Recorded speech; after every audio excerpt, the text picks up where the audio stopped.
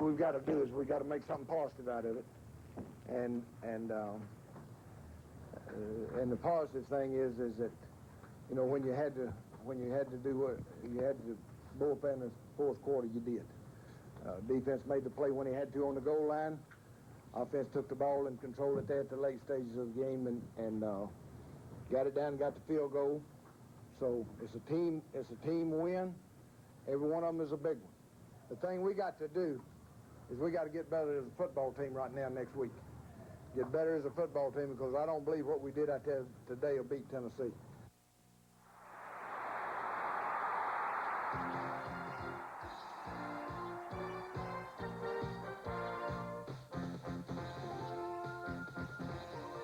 Welcome to the Auburn Football Review. Game number 1, 20-10 over Kentucky yesterday at Wet Jordan-Hare. Not a thing of beauty, Coach, but a conference victory. That's very important.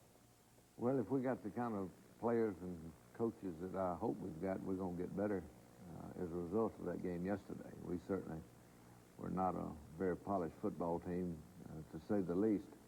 And Kentucky came to play and came to win and did a lot of good things against us and had a good plan. And I don't want to take anything away from them, but we did some things yesterday that would indicate a good football team. I was particularly pleased with the way we ran the football. It wasn't as consistent as I would like for it to be, but I think we rushed for something like 230 yards, and I thought our backs ran hard and had some holes to run in, and you know, I think that Kentucky gave us some problems with some of the stunting and things that they were doing on defense, particularly in pass protection, and hurried Reggie a little bit. I think the game will be good for Reggie. I think he'll look at the film, and he certainly did some great things in the ball game, but he also will see where he had some things that he could have done better. Defensively, we knew that we were young going into the game, and Kentucky certainly took advantage of that. We didn't get the quarterback contained all day long, and it really handicapped our coverage in the secondary. And anytime you don't get the quarterback contained, it just gives them so much time. Your coverage is going to break down. So I think we had pretty good pressure, it looked like to me, coming up to the middle from our defensive line, but outside we just didn't get them contained. Okay, let's go in the dressing room now and talk to some of the players. First, Mark Rose making his first start at center. It went pretty good. I made a few mistakes on the snap a couple times. I just lost my concentration a little bit, but I played hard, and I think it went pretty well. Just learned from the mistakes. We came out the second half and, first series and scored, and, that's really good. But then we kind of got into a daze, I think. We had too many penalties and stuff. But we got some good things in and some things to work on. Mistakes, though, today really got you into that situation, didn't it? Yeah, some offensive mistakes, some penalties, some fumbles. But next week we're going to go back and work hard in practice, try to straighten all that out. We was playing us real deep, but, we try to take advantage of the underneath stuff. But they played us to the max today. I still have a long way to go. I was a little sluggish out there. I don't have my speed. I'm not really feeling in my own yet, but hopefully as the games come on, I'll get better, and James will keep getting better, and Alex and Vincent, we have a positive running game. I think everybody on offense knew we were going to be in for a fight. Kentucky, they have a great defense, so we kind of knew what to expect. And when we got out there, I think everybody lost their concentration for a minute, and we had to kind of regroup and realize that we were in for a fight. You played more than you thought, I guess. Played a lot more than I thought. It was a tune-up game, and it ended up being a real dogfight. You just made reaction on the big play. Yeah, they sent the tight end in the seam, and guy caught it and came up and hit him right away. Ball popped out. Was that an interception or a fumble? I really don't know. I think it was an interception. No, it was a caused fumble by Sharon Morris. What do you immediately think when suddenly you have the ball in your hands? Run towards the other goal line. Played a pretty good game. We did a few things we weren't expecting to roll out as much, and that sort of gave us nightmares. Quarterback, he did a good job moving in the pocket to keep you guys off it. Real good job. I credit him that. And wet ground, he did an excellent job. He stood in there well. He's going to be sore Monday, though, isn't he? I hope so. We're going to be sore, too. I played more than I thought I would. Coach Whit put me in there, so that showed that he had confidence in me, and I just got out there and tried to do the job and looked up to the other guy, Brian and Alvin, just showed me the way, and things turned out okay today for me.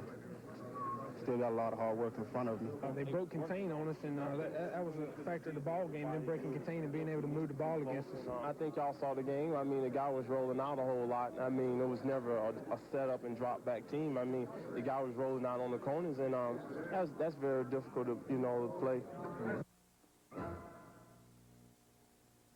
Hurricane Florence and television kind of hit your crowd, Coach. Well, it did, and I've been concerned about this football game all year long, and it's just, I mean, it's difficult because coaches are supposed to be able to get them ready to play all of them. That's a nice play by Quentin Riggins. Quentin looked like he played really well in the ball game, and I think Steve Brown played well in the ball game at linebacker.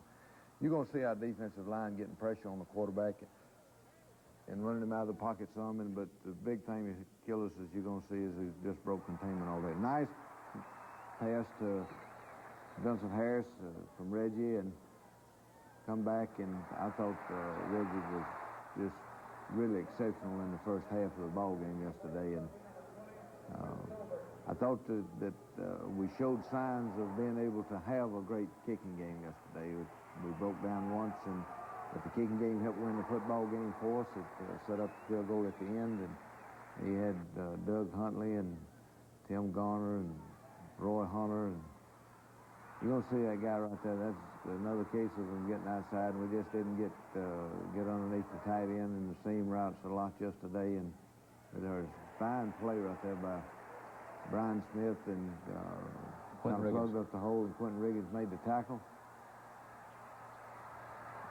Ball batted down by Benji Rowland and almost intercepted by Brian Smith. Big play right here on third down, run the draw to James Joseph. James Joseph, I thought, played an outstanding football game. He had a turnover that I know that he didn't like.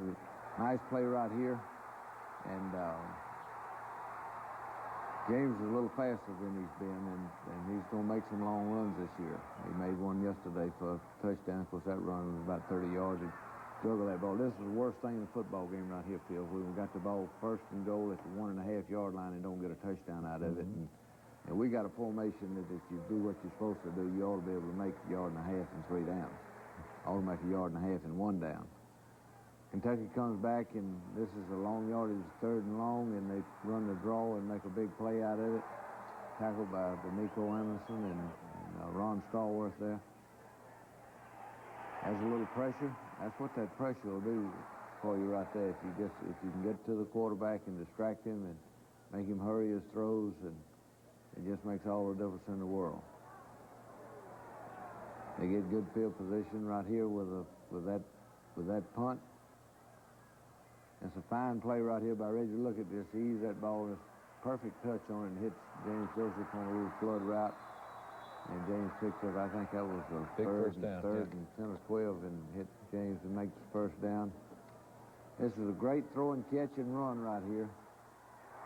Reggie hits Alexander Wright. I don't know. I guess Alexander he stepped on the out-of-bounds marker just by a fraction. And, and he could have stayed in bounds. I just don't think it crossed his mind when he stepped out of bounds. As Stacy Danley, and Stacy said earlier in the show that he's not quite back to where he was, but he's getting there, and there's a fine throw and catch from Reggie the lawyer. And nice run right here by Vincent Harris. I thought Vincent Harris made 2 or 3 runs in the ball game that were big league runs yesterday, once on a sweep, and Reggie would have liked to have that one back if he could have. You think he's trying to throw it out of bounds? Well, if he's going to throw it out of bounds, he's got strong enough arm to throw it a little further than that.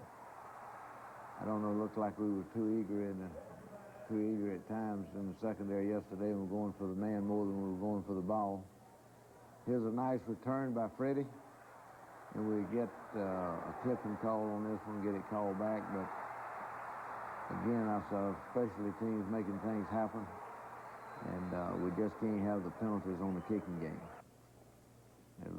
It's a transition down, and it probably cost us 30 yards on the play. Okay, a series later now. Touchdown run coming here by Joseph. It's fine blocking. on the backside, and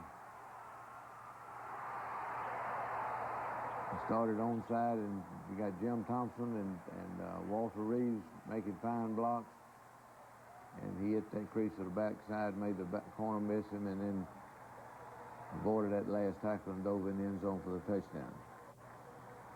Had 112 yards yesterday. Good day for James Joseph.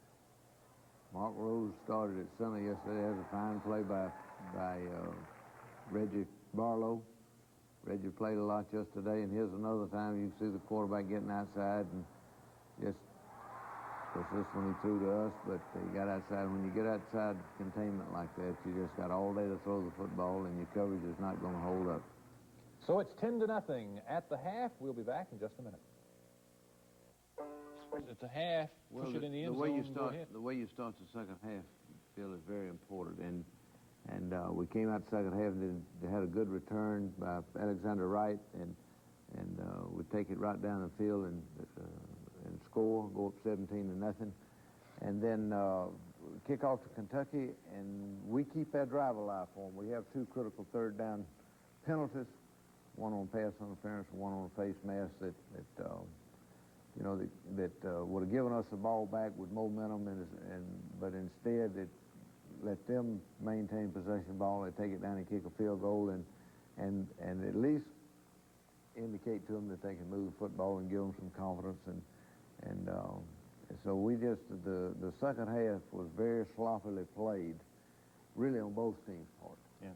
Kentucky played careless with the football, and we did too. And as a result of it, we let them back in the ball game and didn't put the finishing touches on what way we should have. And let's come back and see that. You got to give Kentucky credit though. Okay, well, we start the second half with an excellent kickoff return by Alexander Wright. He comes hits right up in the middle and almost breaks it out of there. Good move right there, breaks a couple of tackles, and if he'd ever got to that little crease, it would have been over. he can run. Excellent blocking and running right here. Runs right over that guy, Vincent Harrison. And I mentioned earlier, Vincent made two, that one and one more run on this touchdown drive. Excellent play right here, called by Coach Blakeney and Coach Sullivan, and Vincent hits that backside crease on a little give play and takes the ball to the 5-yard line, and come back, and great play right here by James Joseph. Now that's just playing football. We get pressure from the backside. It might have been his man that made the play, knock the ball loose from him, but he did have presence of mind to pick it up and move it to the 2-yard line, and then takes it in for the score. So we go up 17-0, and at this time, I feel good, and we really played pretty well on defense in the second quarter. That's good pressure by Tracy Rocker, and made him hurry his throw a little bit, and pretty good coverage in the secondary. There's good pressure again, but we lose containment again. But we finally drag him down. It's not a sack, it's a no gain. And it's third down here. We lose containment, number one. And then we keep the ball for a long time. All right, right there was a face mask penalty. And where one of our linemen had a face mask and kept that, gave him a first down, come back, and they just take it down. And earlier we had I don't think it's on tape, but we had a pass interference call that kept them alive on third down. Shan Moore, I tell you, it was good to see him roaming around in that secondary again yesterday, and does he have a big play in the fourth quarter here.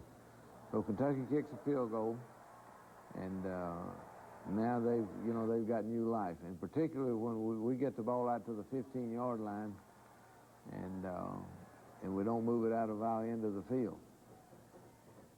They intercept the pass right here. Watch James Joseph come in right there and snatch the ball loose from him again. Now, Reggie Slack had his hand in there pulling at the ball, and Reggie said he pulled it loose, but I believe it was James that pulled it loose. But anyway, we get the ball back, and at that time, that was critical. They forced us to punt, and again, right here, we for the most part yesterday, we had outstanding kick coverage. Broke down one time there. This is a fine play by Reggie Barlow. They had the screen, tight end to the tight end, and Reggie played it fine. You can see that the field is a little slick. It rained about 1.5 inches. Of course, we had the field covered, and we uncovered it, but it still rained. There's pressure by Benjamin, pressure by Tracy, but we don't get him contained, so you can't get him contained. The pressure up the middle doesn't help you any. They take it and Fourth complete it. quarter now, early fourth quarter. They take it in for the touchdown, and right here, we're in a real war, Phil. And the fans finally got in it at this point, Coach. well, right along here, we just, as a totally unnecessary penalty right there, hitting after the whistle, and again, we get pressure, but don't come up with a poor tackling there.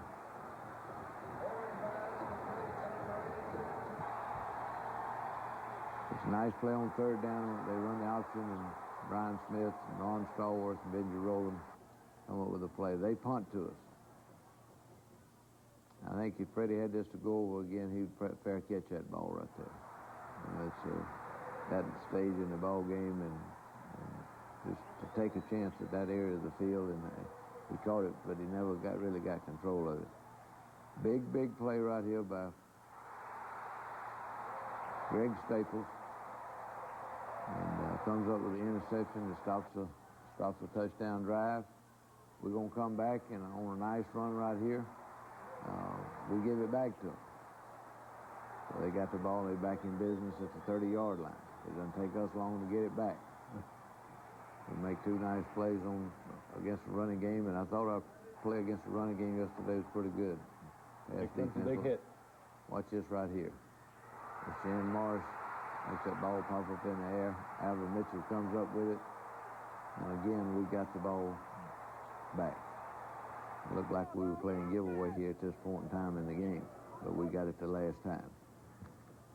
It's a reverse to Alexander Wright. And we didn't exactly have it blocked too well, but he just speed and got around the corner and picked up the first down anyway. Got the ball at it, 35-yard line. Reggie his lawyer for nice first down. They stop us. And right here is the one that iced it away for us. That's Doug Huntley. He's not on a scholarship. He's a walk-on. Brother's an attorney down in Mobile. Really? Who played at Auburn? Right, and he's an enthusiastic little guy and a great member of our football team. He's outstanding on all the specialty teams and just a super young guy. That would have been a big play right there, just barely over the fingertips of Freddie. Chris Dixon did our kicking for us yesterday and did a nice job. Kicked 2 field goals, and that one right there was a big one because that made it have scored twice. Here's one that got away. Last play, this is you can see right there, we push him downfield. Actually take that one in for the touchdown, but it's called back, but the game's over anyway. We had a 4th and 4 situation there, and I didn't want to take a chance on them blocking a field goal and pick it up and scoring with it, so I'd rather have had it right there 1st and 10 at the 30-yard line. We'll be back in just a minute. Next week. Well, Kansas next week, and of course I'm concerned about Kansas, but I'm more concerned about Auburn. We've got to eliminate mistakes and be more disciplined as far as penalties and handling the football is concerned. And defensively, we've certainly got to work on containing the quarterback, and so we got a lot of work to do, and I hope we'll be able to get it done. We'll see you next week on the Auburn Football Review. Coach Dye's apparel is provided by Brooks Brothers at the River Chase Galleria in Birmingham.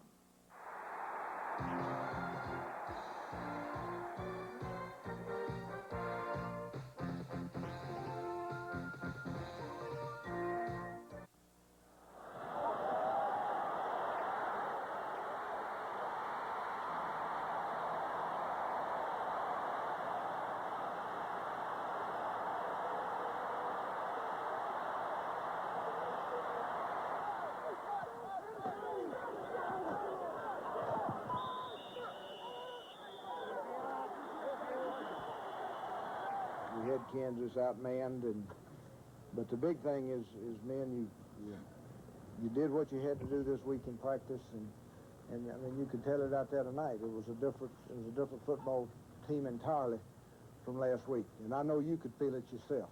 You know, Tennessee is 0-3, and they haven't looked very good being 0-3. But you played Tennessee, and you know that they're a very, very dangerous football team.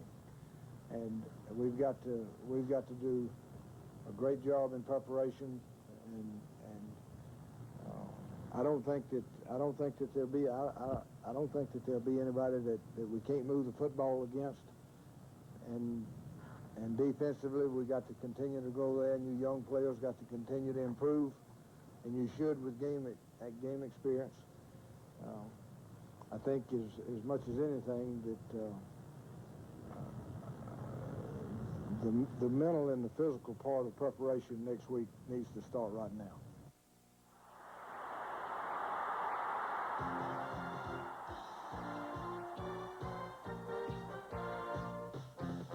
Last night at Jordan-Hare Stadium, Auburn 56, Kansas 7. Coach, the improvement from one week to the next was remarkable. Well, it was amazing, I guess, but it was what I expected in the first week.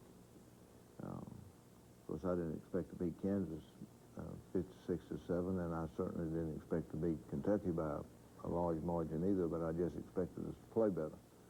And this football team, we have some ability, and we just didn't display it against Kentucky. And last night, I was particularly proud of our entire football organization, I guess, last week.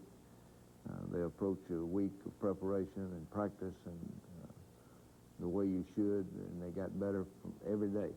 Starting Monday, we went out and had a good concentrated practice with the older guys, and then we took the young ones to the stadium and had a good scrimmage and gave them some game type experience. And a lot of those young guys that played last night in the game actually played 2 games last week because they played one on Monday. But I think what you saw last night again is a result of a good solid week of preparation and great job by the coaches, and I don't think that certainly the score indicates what kind of football team we've got, because we won't know until we play somebody of equal strength, and we got lots of those to play before the season's over. You're right about that. Many down the road. We'll be back now, but first let's go in the dressing room and hear what some of the players had to say following the game. That they were giving us, you know, it was no surprise, and all I had to do was get the ball there. Our offensive line did a great job at protecting me, so we were able to do the things that we wanted to do. Must be comforting to see Laurie Tillman running 5 yards behind the defender. Yeah, it is. I knew we had it as soon as he patted it down and then took off. Threw a little hitching out, and he fell for it, and Reggie read me out perfect. And you're 5 yards behind him, and the ball's in the air, huh? Yeah, perfect pass. Couldn't ask for nothing better. We got to attack practice the same way we did next week. Practice hard every day and know what we got in front of us. I will Reggie that because he could have ran it in just as well as he threw it. What were you saying? Go ahead and run it, Reggie? No, I was to throw it all the way. Yeah, we were in the same situation last year, and he ran it in. And we worked out a little deal with that. Hey, you and the quarterback playing volleyball there for a minute. You batted it back to him, and he took it. Yes, we worked a lot this week on getting our hands up on our pass rush. And so I was right there. Should have called it, but I didn't catch it. Second half, Coach Casey came in and told me, you're going to get a shot. And boy, that surprised me, man. I was ready for the challenge. I've been looking forward to that. You got the work tonight that you needed in the game. You didn't get much last week because things kind of got squirrely, but you got a lot of work tonight, huh? Yeah, real experience. Looks like you really wanted to score down there on the goal line when Wanted to score bad. Felt pretty good to get across that goal line. You're in the record book with the 85-yard touchdown pass. That's great. That was mostly run, though, wasn't it? No, I credit my offensive line for that, because I remember when I caught the ball, I remember seeing 3 or 4 guys in front of me. And all I had to do was pick a hole and run to it, and thank God for them. You can tell I was a little nervous at first, and I think I settled down toward the end, and really showed what I could do. Not really flashy stuff, but we moved the ball on down the field. You had one of the big early plays too. Yeah, opened the ball game. I had the first half, I guess, of the game from the defense point of view, but it felt good. Oh no, we behind line of scrimmage. Yeah, I thought we played lots better as a team, but as far as all of us great individuals, we'll have to wait till tomorrow. Think you can make this a regular thing each week?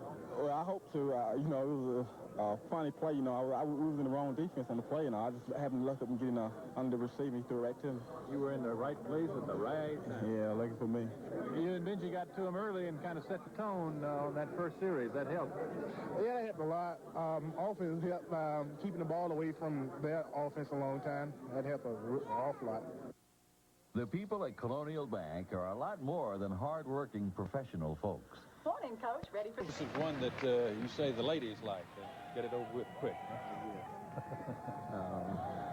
I tell you, I was really disappointed in the crowd yesterday. I know our students are not back in town, but as we start off right here, the first play of the game, we throw a little slip pass to Vincent Harris. Vincent really played well yesterday and wanted to get in football a little more, but it doesn't take us long to get it in the end zone.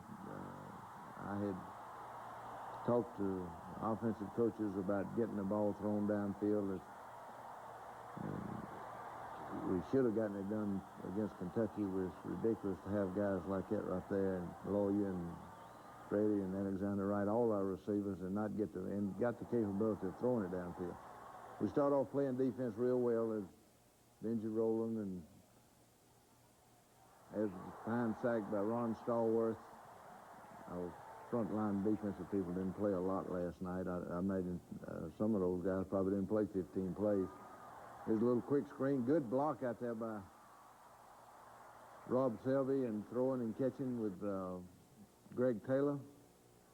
I didn't realize it last night until I looked at the tape. I think we ran 5 plays and scored 3 touchdowns, didn't we? Right.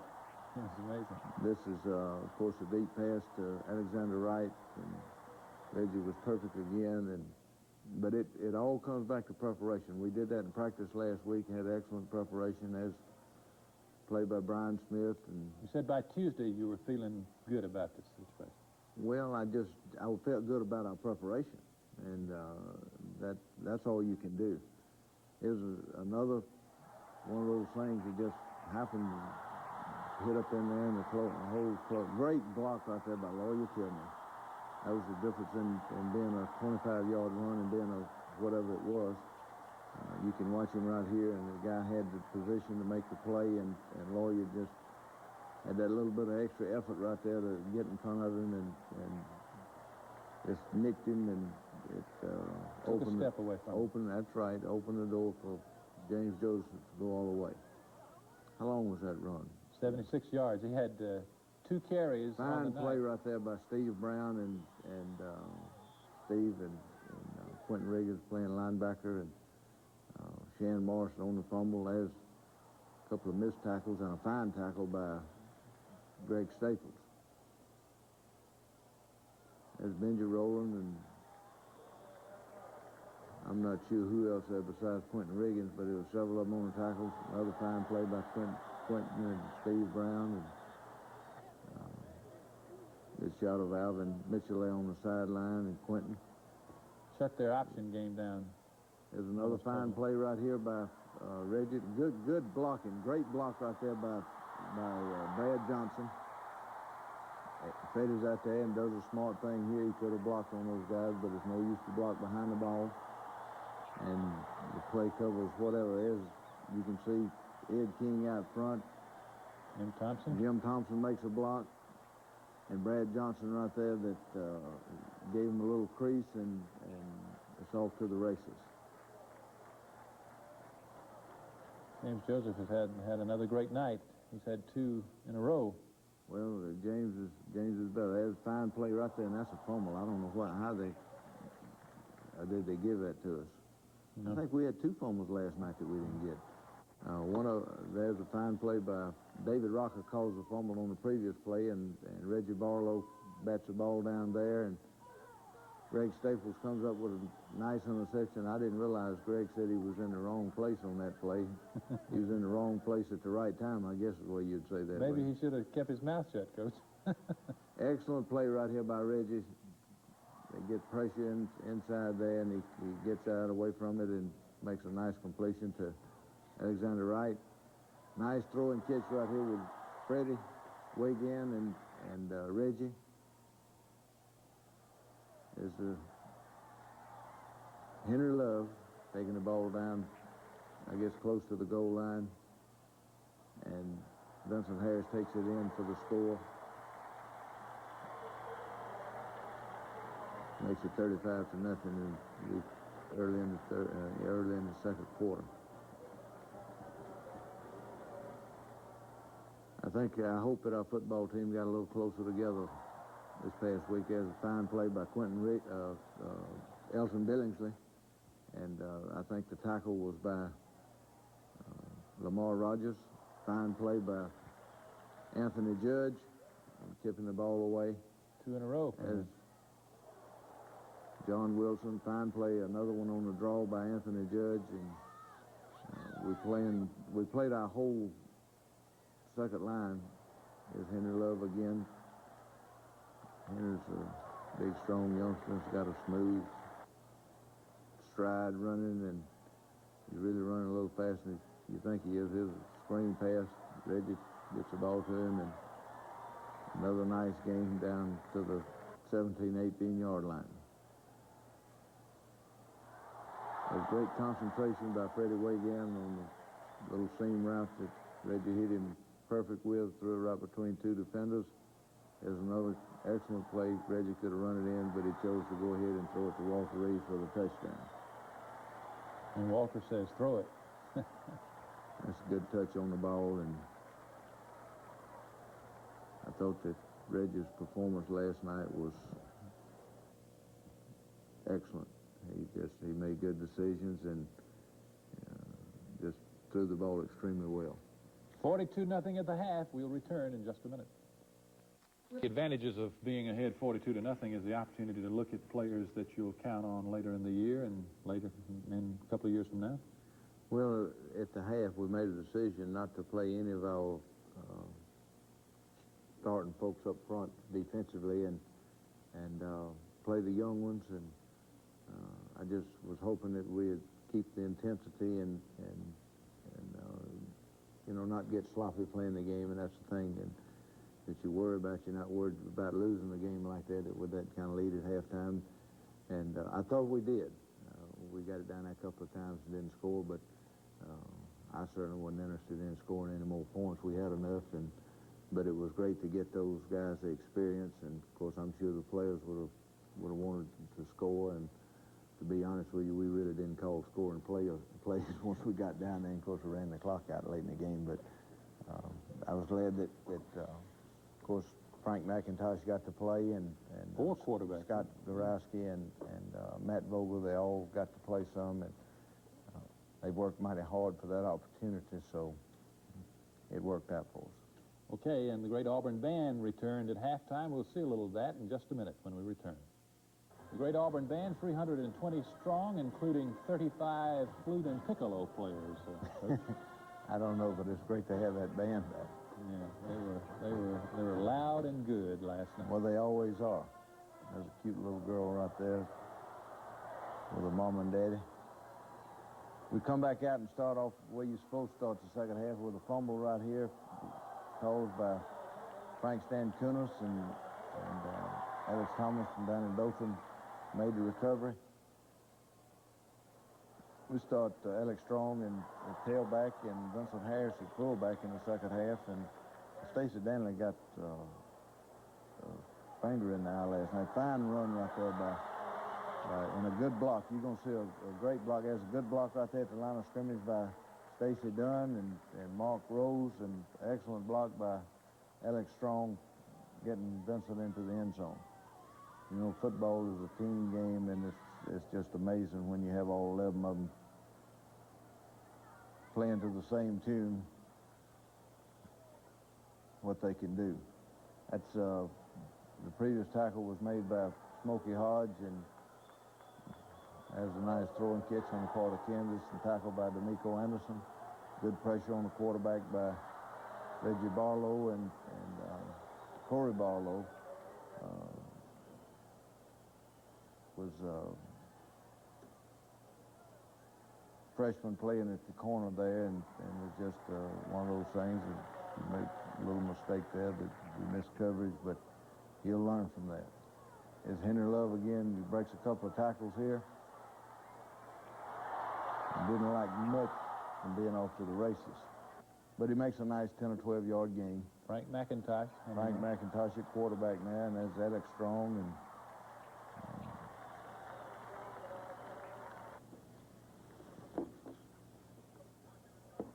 Shane Watson down there blocking in front of him. Shane made some excellent catches last night, and glad we had the opportunity to play him. Here's a touchdown run right here. Good blocking out front by Brad Johnson again. Good blocking on the corner. I think Teapot Brown made a key block there. And that's Henry Love. It's good pressure.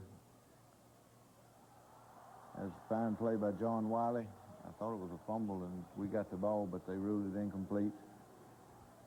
Good play right here by Reggie Barlow, and Reggie played a lot last night. Reggie's got a lot of talent, and I think he'll be a youngster that'll get better each week. He's working hard, and there's a fine throw and catch to Teapot Brown. We made a decision to go ahead and play him last night, and we as a freshman, and as Scott Gurowski throwing to Cody Harrison. There's a little bootleg play with Gurowski taking it down to the 1-foot line, and this is one of the situations we don't get it in.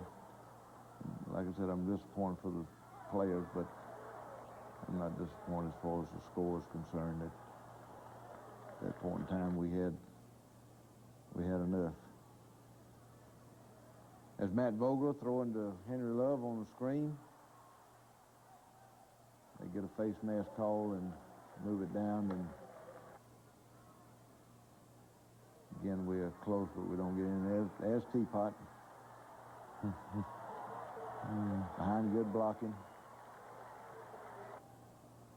I think we played 70 players last night. Excellent throw and catch is Shane Wasden. Getting the ball down to the 7-yard line. Draw play. Again to Henry Love, and Henry takes it down to the 1, and we run out the clock. At the 1-yard line, which I thought was, the right thing to do. Well, it was, again, when you put those young quarterbacks out there, and what you'd like to do is hand the ball off and run out the clock, but they worked hard to have an opportunity to go out and play, and the wide receivers, they're part of the team, and the running backs had already run enough, and so, you want to let them throw the football and give them a chance to do what they do best and run our offense, and that's what our offense is. It's last night, was kind of unusual. I think we had, I believe, 370 yards passing and like 309 rushing, and that's not a realistic average for sure. But we'd like to be balanced, and we'd like to rush for over 200 and throw for over 200, and sometimes it'll be more one way or the other. We'll be back in just a minute. Pickens next week. Tennessee comes to town. Well, we all remember Jeff Francis in last year in Knoxville, and they have a very explosive football team. They're averaging over 400 yards a game offensively, and it's another big conference game. It's normally the biggest one of the early season, but with the schedule changing, Tennessee's already played a couple of conference games, but it's our second one, and it's mighty important. It certainly is, and we'll see you next week on the Auburn Football Review.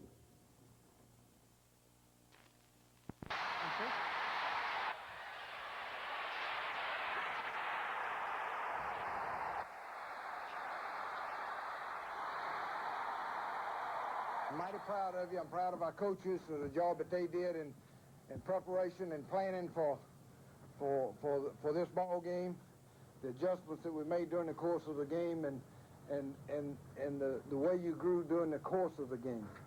I don't mind telling you I was concerned about it, and you can see in the first half why me as being responsible had reason to be concerned.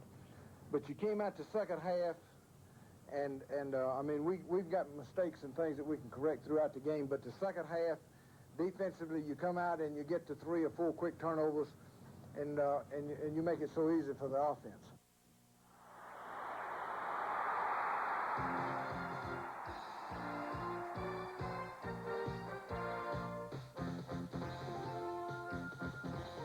Welcome to the Auburn Football Review. Yesterday, the Tigers stormed back into the second half to beat Tennessee 38-6. That may have been one of your all-time third quarters, Coach. Well, it was kind of a weird football game.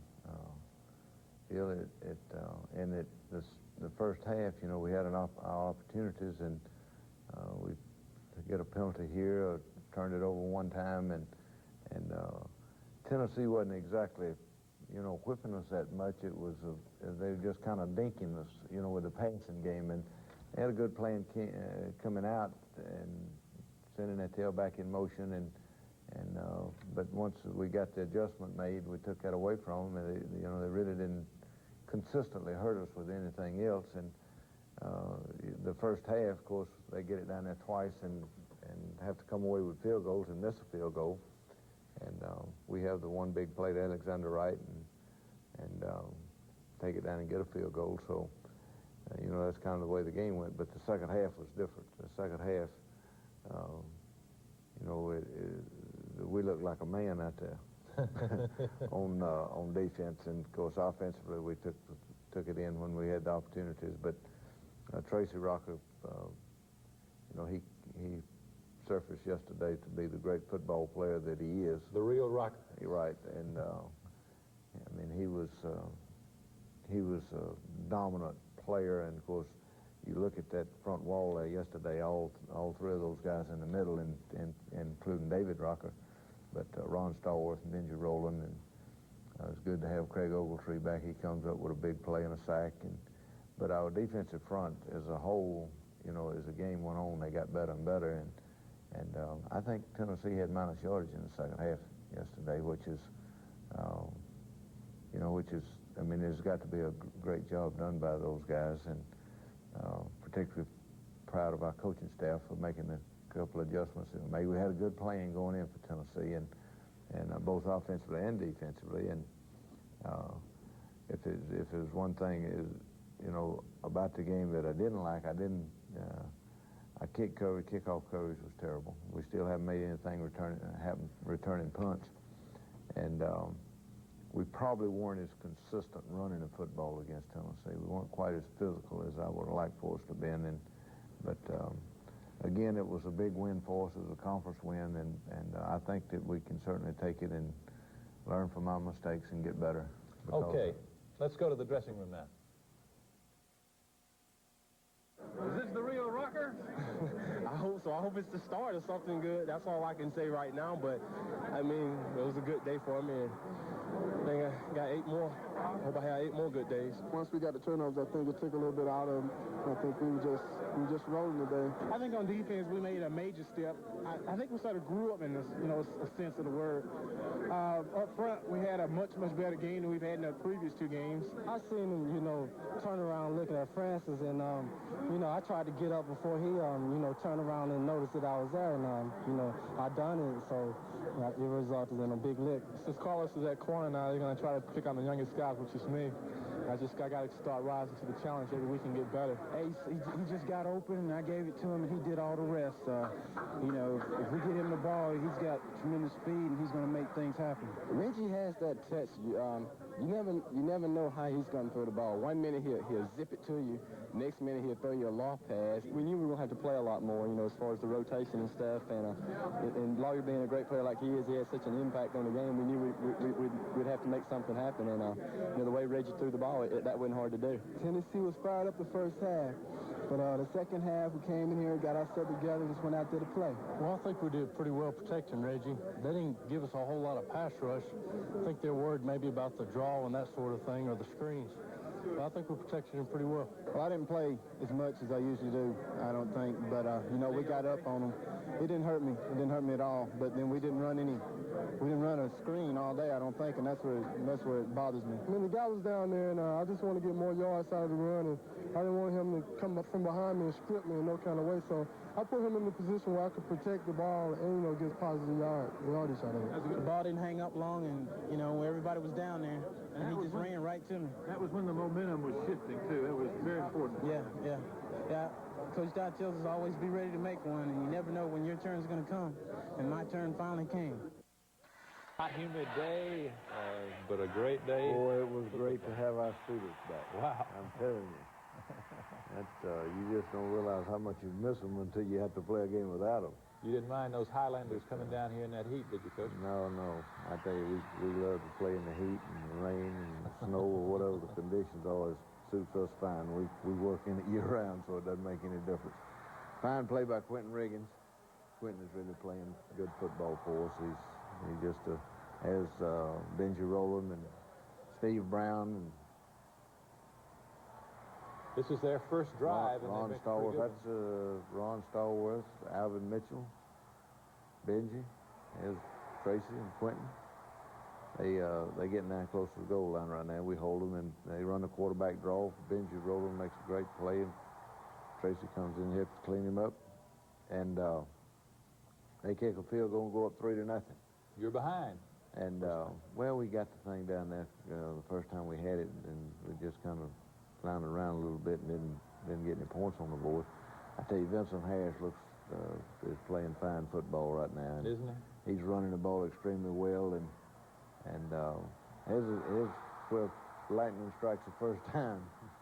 That's Reggie throwing to Alexander Wright. He had great protection on our offensive line. Tennessee came into the game with a plan not to rush us, and they were going to make Reggie, make our receivers beat the coverage and just see if Reggie was good enough to get the ball to him.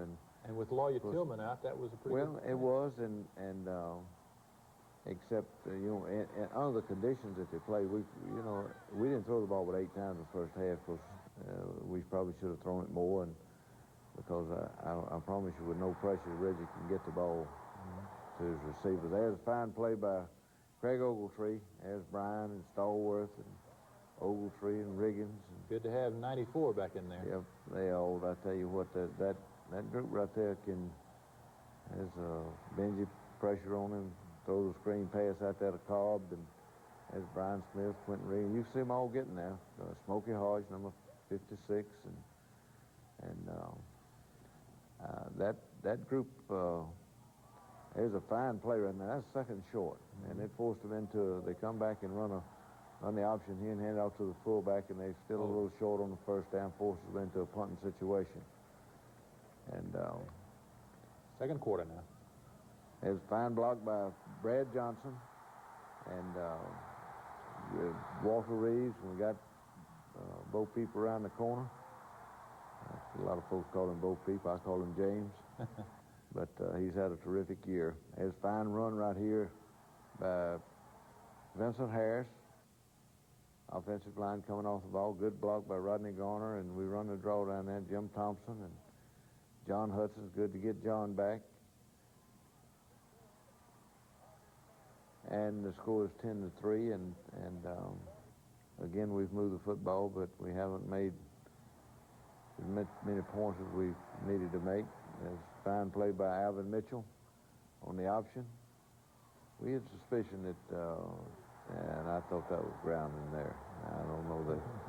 I guess you could find somebody within 50 yards of the ball, you could say he was throwing to him. But you've made your case to the official there, too, Coach. As great play by Francis. He looked like he just threw it sideways and got it out there and completed it. Nice play by John Wiley, Shan Morris. I tell you, I'm kind of excited about our secondary. With Carlo back there, not so much that, D'Amico Anderson did a good job, but it's just nothing like that experience. And it's comforting to the coach. Well, they play a little more reckless, with a little more confidence, and it just gives us a little more versatility. And, of course, D'Amico figures into all of our plans, and I think that, you know, I'm particularly pleased with the play of our inside linebackers. They're getting better each week, so we got a chance to be good on defense before the year's over. We'll be back in just 1 minute. Not made a turnover. They are moving the football. You all got to coach some at the half. Well, you know, we weren't playing bad, but we weren't playing perfect either. And offensively, we'd stopped ourselves a couple of times, and which we'd been doing, you know, some this year. And defensively, we were playing hard, but again, we hadn't made anything happen. And I felt like it was just a little something missing there, and we talked about it at halftime, and of course they came back out the second half and played, I think, probably the final half of football we've played in a long, long time. All right, we'll see that second half, that big third quarter, in just a minute. From a single classroom. Great Auburn band entertained, as did the Tennessee band, to 83,000 a good turnout. Good crowd and a good day for football, and you could feel the electricity in the air, and that little lady there was having a good time, and there's another one, and it starts right here. Tracy strips him of the ball, and Alvin Mitchell falls on it, and we in business early. I don't know what yard line that is, Phil, but you can see Tracy's hand go right through there and knock the ball out of Cobb's hand, and that was a big, big play in the ball game right there, and gave us momentum early in the second half, and we take it right down and score. At the 10-yard line. Nice run by Vincent Harris.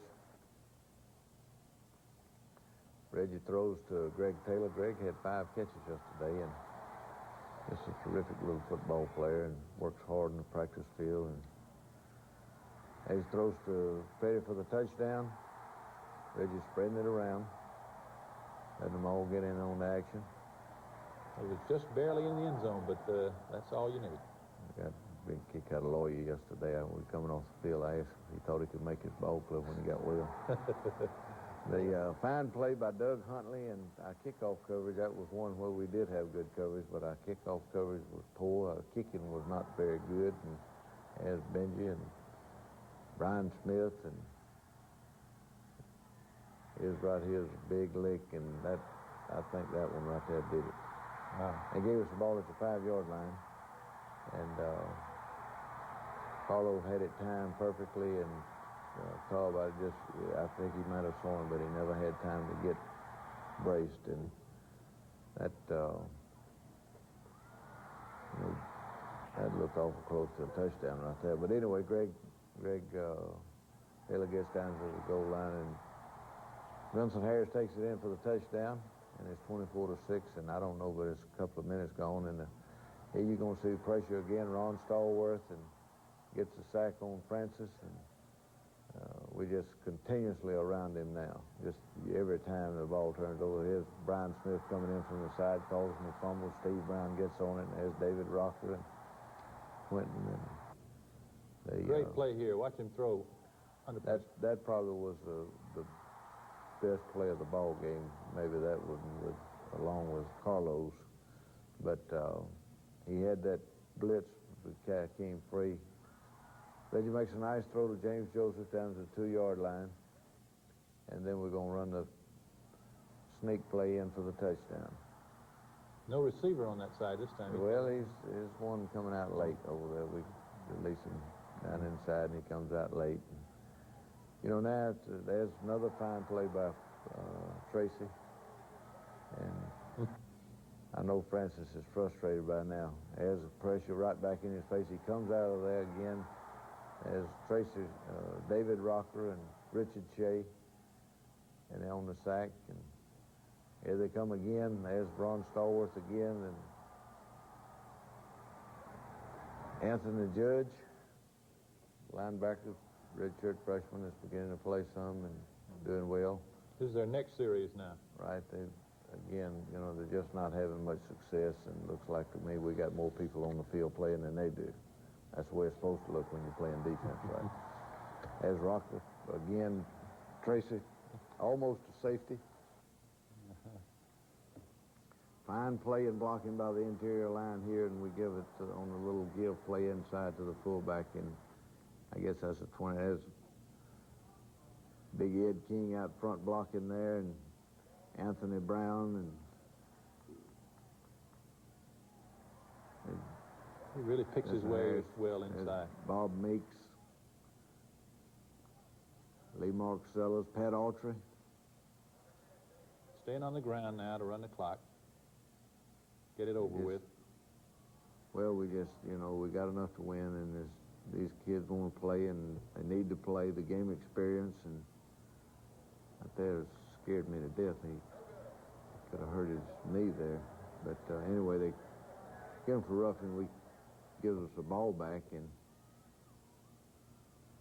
as Henry Love running the ball down to the 4 or 5 yard line, and we come back and give it to Alex Strong again down to about the 1 foot line, and then we give it to him for the touchdown.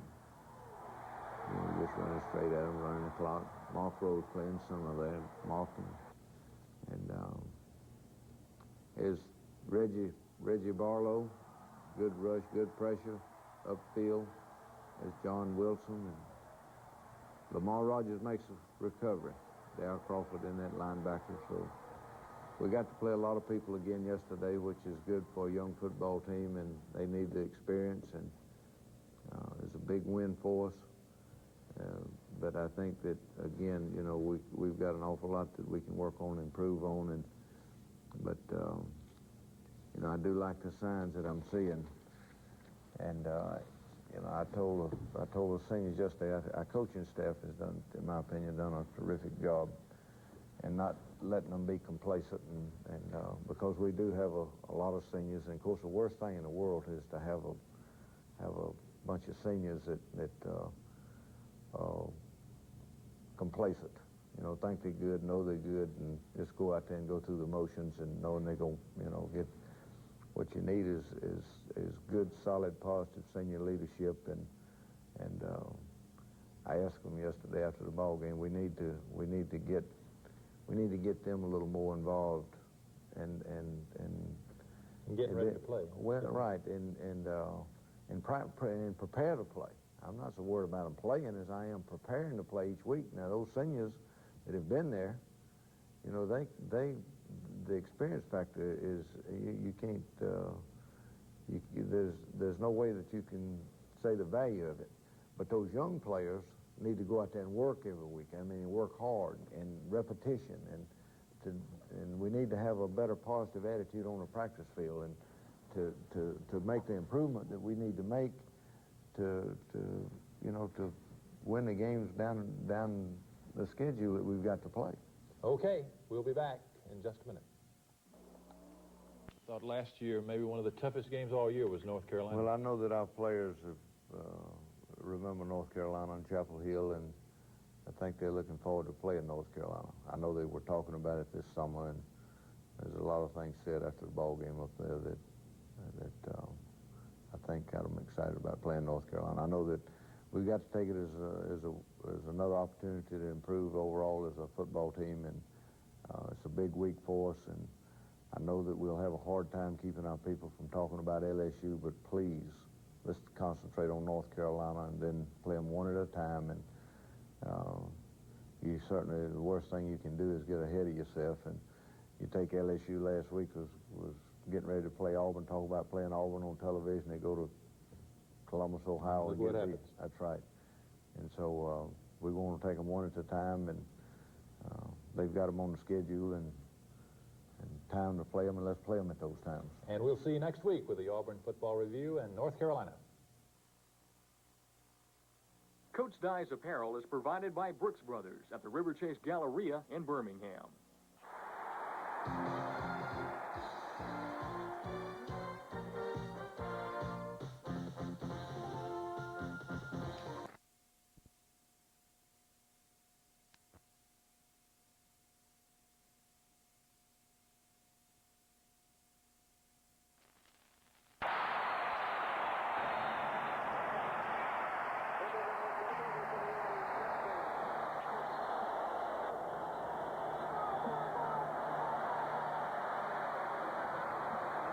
man, I'm mighty proud of you. So, because I know it was a difficult week for you. It was a difficult week for me with circumstances like there were as far as our schedule is concerned, playing North Carolina between Tennessee and LSU. Again, I'm mighty happy for you and happy, but now we're fixing to get into the real deal here, man. So prepare yourself and prepare yourself well. Football review. Auburn ran the football for 6 touchdowns yesterday in a 47-21 victory. And for a guy who spent a lot of years in Carolina, it must be pleasing to the old coach. Well, it wasn't. I don't think it was like that as much as it was being concerned about our own football team. And we've been trying to build each week and get better in certain areas, and we've been in a situation where we could play a lot of people, and we'd played a lot of people yesterday. And my biggest concern coming out of that football game was us being a better football team, particularly after we got it won. I was concerned about us going into the game, but I think that obviously the way we started, and we got to, I guess, a 33-point lead, and then played a lot of young folks the rest of the way, and so it was good in a lot of respects, Field. But now, we're fixing to play a different caliber football team in LSU coming up, so we'll find out a lot about ourselves in the coming weeks. All right, let's go into the dressing room now and get some post-game comment and some talk about LSU. I know you all want to go to war with Lawyer, but it has been a kind of a blessing for you and Shane to get you a lot of play action, a lot of opportunities to catch the ball, yes, some experience. Yeah, it is. It's, to get us great experience because, we want Lawyer to be well, on down the road when we play a tough team like LSU. So, me and Shane have been getting a lot of experience. Things been working out okay. We'll be glad to get Lawyer back because he adds another dimension to this team, but, I'm happy with the playing time that I'm getting. Let's get a little better on those kickoff returns. How about that? You want to do that on a regular basis? Yeah, that's what I'd like to. I had great blocking on that particular play. All I had to do was find the hole and run through it, but yes, sir, I'd like to have that job. I had an opportunity, and I seen it, and I just had it in my hands, and it was on the ground next thing I know. But you're getting a lot of snaps, and the inside linebacker position is coming on. Yeah. During the week, we watched film, and Coach Sell second and long, they faked the draw.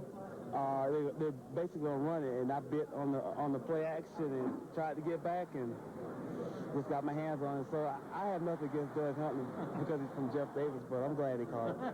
What a day. You got your weekly play on the special teams and even an interception. Yeah, I had a real good day today. I got a lot of playing time.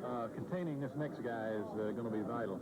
Yes, I heard before today he hadn't been sacked all year, so I think, we're going to have a plan, this weekend. We're going to go down there and get after Austin, I think. It'll be fun going in that place where they're so famous for being hard to win in. Oh, yeah, it's going to be very fun. It's going to be an exciting game, and we're going to take out. We'll find out who the true tiger is in this conference. It should be a real challenge for us, We're going to play at night, and I've heard it's a hard stadium to play in at night, so it should be a big challenge. And it's our first away game, so I think, it's going to take a lot to see what we can do, to go on the road and to play a caliber team. Got a little scared today. You okay? I'm fine. It just, it scared me. That's exactly what it did. Somebody hit my knee, and when I heard it in the scrimmage before the season, I went another play, and I thought I'd better come home out and make sure nothing was wrong. A little cooler weather, Jordan Hare on yesterday, and this will be the opening drive now, the one for the field goal. Well, we start right off, and I don't know how many passes Reggie completed to start the game yesterday. 7 straight. But we complete that one to Greg Taylor and gets good blocking out there and picks up 7-8 yards. Comes back right here and hits Alexander Wright. And, we really feel like we can throw the football on anybody. It's just, timing and mixing up the run with the pass. He hits Stacey Danley on a little screen. James Joseph's not able to play. James pulled a hamstring or muscle or something in warm-ups, and we held him out of it. This is probably the most disappointing thing of the day right here. We get the ball down there, and we don't get it in the end zone. I don't know what in the world we got to do to have a tough, hard-nosed running game at the goal line. But we got go up 3-0, and Carolina comes back on offense, and I think maybe make a first down or so, and then we stop them. And I guess this is the first possession right here. Greg Staples intercepts his 3rd pass of the year and gets it down, sets up a touchdown. And then he comes on the first play from scrimmage with Stacey Danner doing a good job of faking the sweep and handing the ball to Alexander, and he skips in the end zone for the touchdown. See a lot of blocking out front here. Even quarterbacks hunting somebody. Right, I'm not sure who they all are, but I know Brad Johnson was down there, and of course Reggie Slack, the quarterback, was out front. And set up perfect, good call. I thought that our first defense played well yesterday. They had 70 yards at the half. Had a fine play by Shan Morris, and Quentin Riggins made the tackle play before his. Smokey Hard. Steve Brown didn't play yesterday. An old cough's coming back here. Good pressure on the quarterback. Ron Stallworth, and here's pressure coming again from Smokey Hardjare, and there's Tracy Rocker putting a hit on him just as he throws the ball, and played a lot of people in the game. There's good pressure by Craig Ogletree, and Benji Rowland makes the tackle along with Quentin Riggins. That's Quentin and Smokey and Anthony Judge. Who played a lot. An excellent play by Reggie. Scrambles out of the pocket, picks up Freddie on the sideline over there, and picks up 7-8 yards. There's a draw to Henry Love, and takes it down to the, I guess, 15-yard line. There's 2 good guys on the sidelines you'll like to have back next week, Coach. This is an excellent run right here. Good blocking. We're going to see it again. There's good block by Ed King and Walter Reeves. And there's somebody coming across the field right there to make a block, and I couldn't tell that. I believe that was Brad Johnson. Get him in the end zone. I believe it was. But we had kick coverage was much better, Coach. Oh, we had great kickoff coverage. Just a super play right here by Doug Huntley and Eric Ramsey and Jimmy Clemmer. I think they made the 25 on one. You can see kick. it's hard to run in that. As Tracy Rocker and Benji Rowland, and good pressure by Benji and Tracy. We didn't sack him but twice yesterday, but we got around him a lot. There's Benji and Ron Stallworth and Tracy. Here's a counter to Henry Love. Does a good job of stiff-arming that guy and gets knocked out of bounds. Got to hold the ball, Henry. Good run right here by Stacey Danley. I thought Stacey played a lot better yesterday. He'd been kind of pressing. He was hurt a lot during 2-a-day practice, and I think he came back and had to prove something, and he really just all he had to do was relax and play. Wearing a windshield for that to protect that eye. He was injured last week. Reggie hitting Walter Reeves. Just kind of hunting and pecking, taking what they're giving us. This is a 4th and 1 call. It was good blocking, and I'm not sure who all was down there, but it was excellent blocking. There's Jim Thompson and Ed King and Reggie, Pat Autry, Walter Reeves. All of them took part in it. Coach Blakeney made that call. He was 4th and 1. It's kind of a little bit unusual, but I said if that's what you want, that's what you call it. And a fine play by North Carolina, Jonathan Hall. I thought that little quarterback was, is going to be a fine little player. And here we get a great play and tip from Quentin Riggins and Doug Huntley. Walk on from Montgomery that's playing so well on the special hands. Doug and Quentin dancing on the sideline. I guess they went to Jeff Davis together. There's Reggie hitting Walter Reeves again. Quentin went to Lee, and Doug Huntley went to Jeff Davis. All right, that's right. He said he didn't mind him catching it, though. Well, I knew Quentin went to Lee for sure. There's Reggie hitting Freddie on about a 25-yard play. we didn't look too good right here in this part of the game. They did a great job of playing the screen and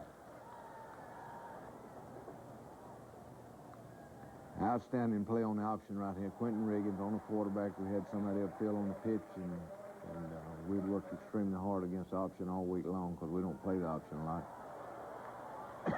Great play by Tracy Rocket right there. That was a play they get a lot of mileage out of, but not... Well, Marriott's got great speed, and just... He's the kind of guy that, well, he scored a couple times this year on the reverse already, I think. 23-0 at the half. We'll return in a moment. You must have been feeling better having a difficult game between Tennessee and LSU. The thing that in all of our games, still except Kentucky, our first ball game, we've had the lead, and believe it or not, it's not easy to coach in those games. I guess it's a lot better than having the close ones, but you get into a situation where I do, where you want to improve as a team. You want to play the guys that need the playing time and the experience. Same time, you don't want to run up the score. You put the young quarterbacks in there. You want them to have opportunity to throw the football and run their offense. Yeah.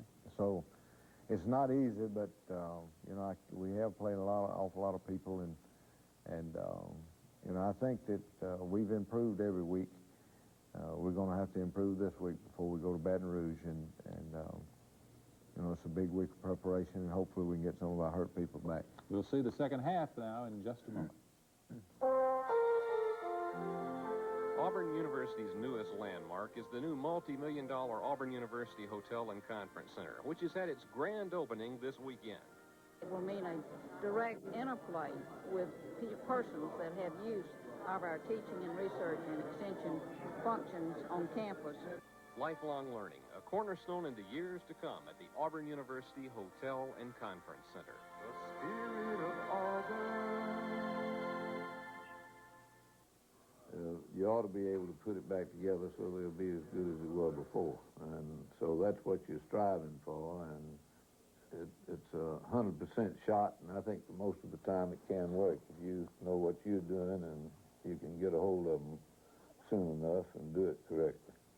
Dr. Jack C. Houston, world-renowned orthopedic surgeon and Auburn team doctor.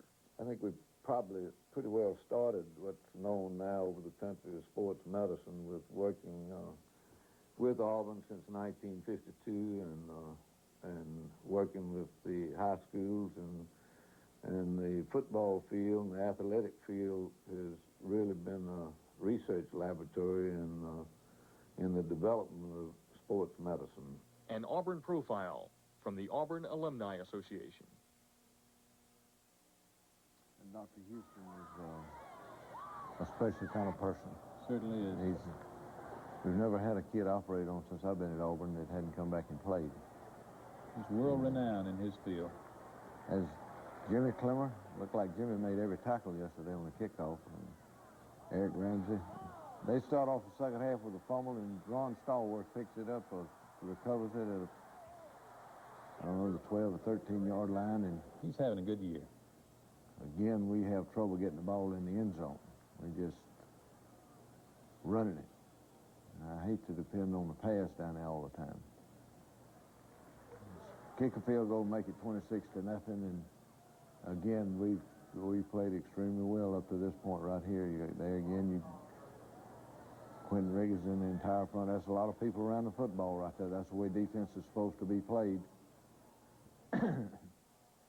Just looking at this film, looks like every time. There's a fine play by Shan Morris. Knocked the ball loose from their receiver. Looks like every time Tracy had to whip two blockers to even have a chance to get to the quarterback. He gets special attention. Their receiver actually did a great job right there to keep Carlo. He had that ball, and he actually knocked it away from him, which is what you're supposed to do.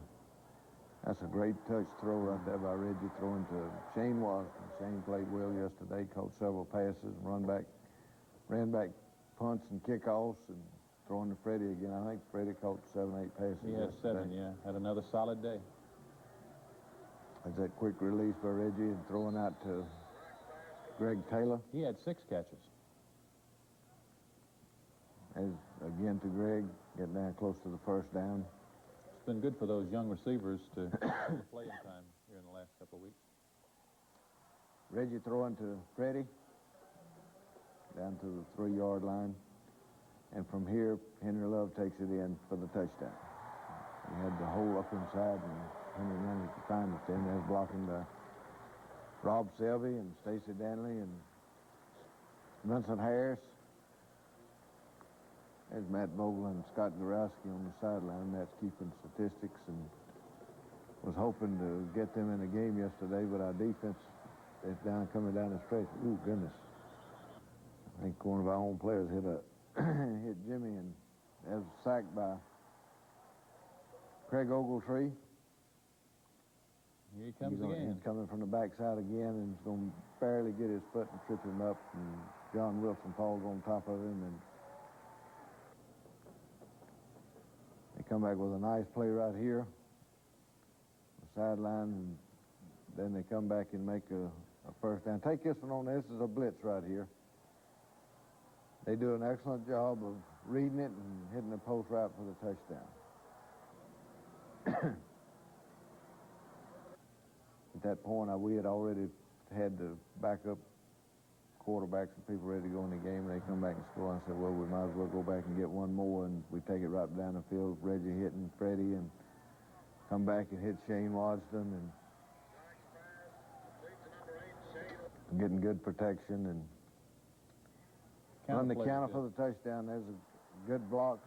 There's an excellent block by Rob Selby.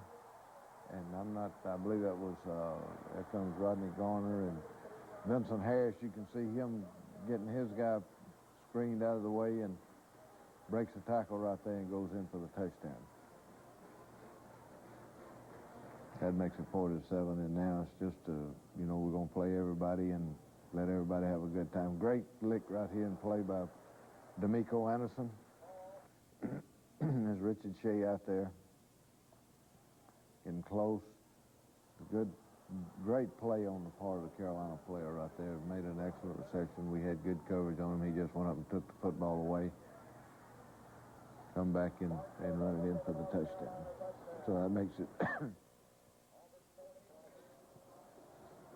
I guess we come back here and get another one now. Right. Here's the good return. Shane Washington brings this one right back up the middle and very nearly breaks it out of there. Good block right there by Alex Strong. Here's Frank McIntosh throwing to Shane Washington. And I don't know, 18, 20-yard gain. 18. Come back with a counter play. Henry Love makes a nice little gain running the football. Henry had his biggest day, 79 yards. Good block right here, and Alex Strong takes it outside for the touchdown. Excuse me, 64 yards for Love. That's Mike Glisson and I believe Lamar Woodson, and Henry Love made a good block. And that winds up the scoring for the day. They pick up a late touchdown, and the final then is Auburn 47 and North Carolina 21. We'll return in just a moment. Road trip next Saturday night in Baton Rouge. The game will be carried on ESPN at 6 o'clock Central Time, and this is quite a conference race, Coach. Well, this is my 8th year in the conference as the head coach, and it's by far the strongest this year that I've ever seen it. I mean, you just take the Kentucky-Alabama game yesterday, and you can lose any time you go out there. And playing on the road doesn't make it any easier. I think LSU found that out yesterday when they went to Gainesville. Right. But, if you're going to win the conference championship, you got to win on the road. It's just that simple. And I think this is football team has certainly got enough mature senior players on it. We ought not to be too frightened when we go down there. Florida rushed the quarterback yesterday. Well, they got a lot of pressure on Hudson. I don't know that they sacked him any, but they were certainly around him all day long and forced him to alter his timing on his throwing the ball, and actually Florida intercepted. That's what won the game for Florida, really, was their defense. Florida's offense didn't score a touchdown in the game. They intercepted one and ran it back for a touchdown, and intercepted another one, set up a field goal. But both sides, it was really a hard-fought game. I watched the game on a tape last night, and both of them have great football teams. There's not much difference in them. Okay, and we'll glad that game will be on television for you, and then, of course, we'll have the replay on Sunday for you on the Auburn Football Review. Thank you for being with us today. We'll see you next week.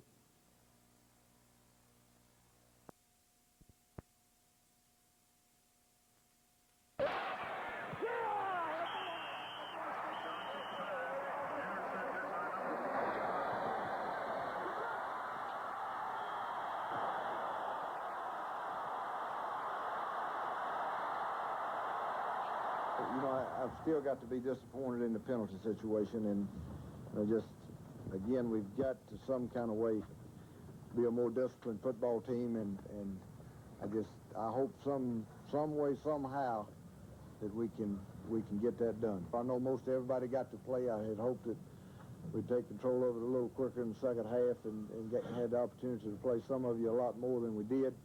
And but again, I'm happy for the win, and it was a mighty important week for you. And I think that, you know, we got to get back in the conference next week with Mississippi State, and obviously we got to play a lot better than we did today.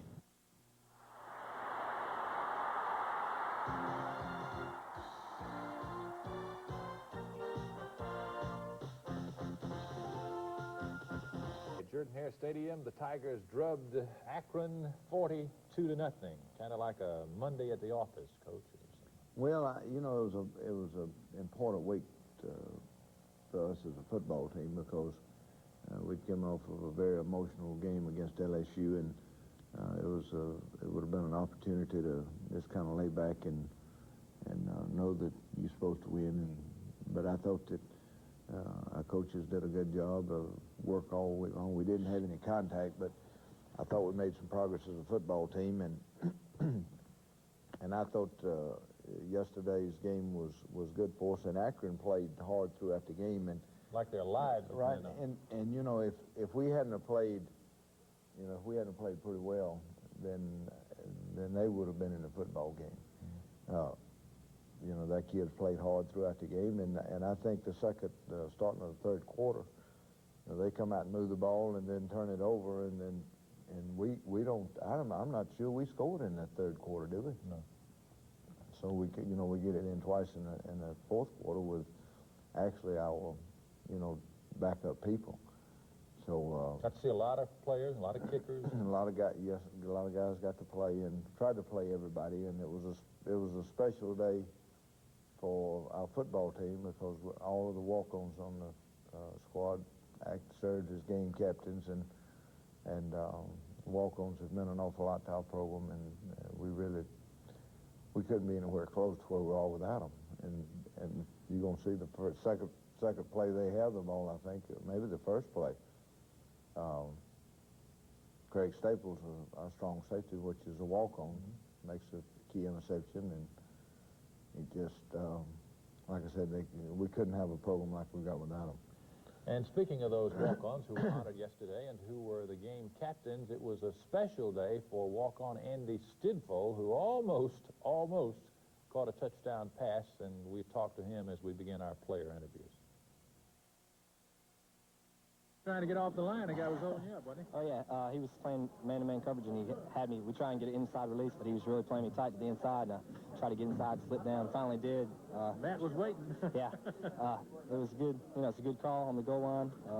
I slipped down a little trying to get inside and should have scored, but... You knew it'd be open if he got inside, but the trouble was going to be getting inside, because they were playing him inside, and they were holding him up. I never did think he was going to get open. But he finally came open, then I didn't make a good pass, so... We got a completion, though. We didn't get a touchdown, so it's not all bad. 1 out of 2. You're making a habit out of these hits on the kickoff, huh? Well, since I have limited playing time on the field, I think I just make up for it on the kickoff. And, you know, it seems like it's been going pretty good, so I just keep working hard with it. So you got to work hard to beat Doug Hundley down there, huh? Yeah. Doug's been upset for the last 2 weeks. You know, he's competing over the job, so I think if we keep doing it, somebody's going to make the tackle between me and him or Roy Hunter. Who did you guys throw it to, you or the receiver? Well, he was trying to throw it to the receiver. We had worked on the play the whole week in practice, and first play they ran, and I was able to pick it off. but it looked like he threw it to you. Yeah, that's the way it's supposed to look when you intercept one. Tell me about the missed interception. That's what I want to do. Well, you know, it was trips, and I had to go out there, too, and by the time I rolled back, the ball was in my face, and I should have caught it. You know, there's no question about it. I should have caught it. About 15 yards of grass for glory and a touchdown. All right. It makes a bad. I had a dream about it, and it just did not come through. Made a good cut to the inside. Outrun it. Well, you have to credit wide receivers for getting outfield blocking because they really keep the run up a whole lot. And Henry made a heck of a block on the outside and he sprang me loose. We're a little flat, maybe. Not quite up to snuff today.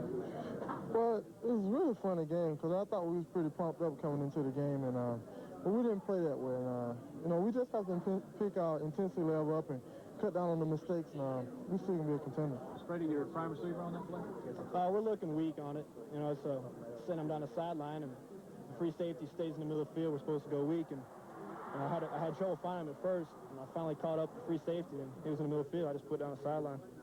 Freddie ran under it. But it was a W. We'll accept the win, but you know, we're thinking about wins against, you know, Florida's, Georgia's, Alabama's, and that's what's, you know, that's our goal, you know, to win the SEC. And, you know we can't compete with those caliber teams, you know, if we don't eliminate those mistakes that we're making right now. Beautiful day at Jordan Hare, crisp, and Auburn begins with a clip and a third down play that that young man had a big day, didn't he? He really did. The youngster from down in Louisville, Alabama. And third and long here. that's a great throw and catch on the part of Reggie, and Freddie had good protection, and this we take this one in for the touchdown. They were really ready for this game, Akron was. They were really you know they were excited about it, and as again we just run an offense, a little run, a little throw, and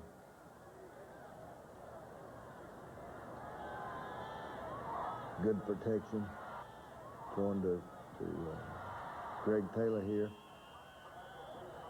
and again it's a great blocking on the right side of the line. There's Pat Autry and Rodney Garner and Lee Mark Sellers making his first start, and Rob Selby and James Joseph blocking in front of Vincent Harris, and Vincent gets it in the end zone for the touchdown. First play right here. Here's Greg Staples, walk on from Atmore, Alabama. Right. Here's Reggie throwing to Shane Washington. Shane Washington had a big day yesterday, and he is really he's going to help our football team. You know, he returned punts, made some big catches. This is a touchdown run by Stacy Danley, and I can't really tell who's on that side over there. Phil is Vincent Harris, and I see Mark Rose out there. And but we get it in the first quarter, it's 14-0. And has a great hit and lick, and has by Eric Ramsey and Jimmy Clemmer, and that guy right there is a pretty good football player. I believe he rushed for more yards yesterday against us, 74 yards than any back we played against this year, a kid named Lewis. It was a fine play by, it looked like they were all sides, but actually the son snapped the ball and quarterback just came out there and did a good job of not having a bad play, I guess. Here's Reggie back again. Gives a little pressure, scrambles out. There's Bob Meeks and Ed King. Played to a lot of people. There's Brad Johnson. Good block right there by Lee Mark Sellers and Henry Love and Brad Johnson. And I'm not sure. I guess that was Bob Meeks at right tackle. Mm-hmm. Brad had a key block on it. And James Joseph takes it the distance. What is it, 74 yards? 73 yards. That'll tire you, too. That's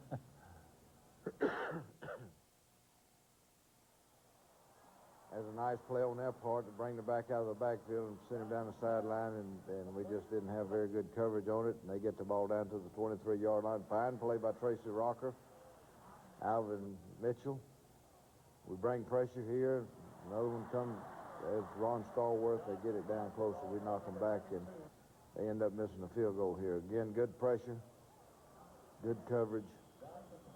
Fine job by the defense. And they missed a 50-yard field goal try. And we move to the second quarter now. There's Tracy again, along with David, Tracy Rocker, and David Rocker, and look at David Tracy. He just kind of, man, he's just Doug Huntley in there, another little walk-on. Richard Shea, true freshman, playing nose guard. Reggie throws and catches. Greg Taylor, quick screen. Rodney Garner, John Hudson. Reggie was 14 of 19 in the first half. He had a Stacy Danley. Oh, Stacy just has a knack for weaving and, you know, sliding and finding that soft spot. And good pressure by Akron. Here we get it down there close, and we're trying to run our offense and, you know, work on some things, not necessarily going with the best that we've got. And I'm sure that our players realize that too, and, you know, that's a distraction sometimes. Brian Smith gets his hands up and bats that ball down. I think it was Brian. It might have been Brian. It was Brian, yes. And there's Quentin's almost interception right there. Smokey Hodge out there, Benji rolling. The defense is just playing good, and almost we got a lot of folks playing too. There's Shane Marsden running back to punt here. And we're trying to get better running back punch. And you know, our players are working. There's a fine throw and catch. Dale Overton, another walk-on from up at Bear Creek, Hackleburg. You were very short on wideouts yesterday. Yeah, but Alexander pulled a little time muscle. There's going to Freddie. Here's a nice run right here and good blocking for the touchdown. John Hudson and Rodney Garner and Rob Selby. And Greg Taylor's kind of screens his guy off. Stacy Dunn. I guess is either Ed King or Brad Johnson on the other side. And open that hole up and right up the middle for what, 20 yards, 30 yards? Dale Overton is from Hackleburg, Alabama. Right. We'll be back in just a minute.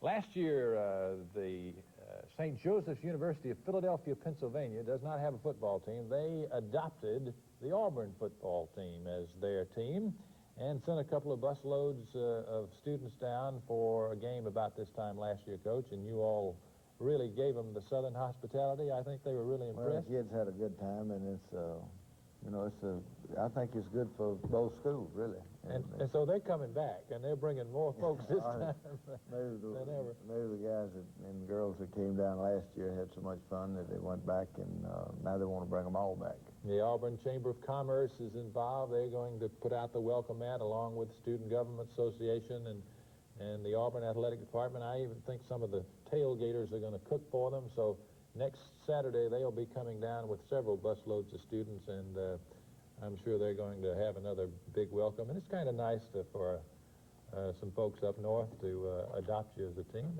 Well, that's right. You need everybody pulling for you can get. All right, so that'll happen next week. And have a word here now, and a reminder about the Auburn vanity tags, and we'll get back. Some of the fans mailed it in yesterday, Coach. Did they? They didn't show, did they? Oh, well, you know, that I could expect that. As Henry Love.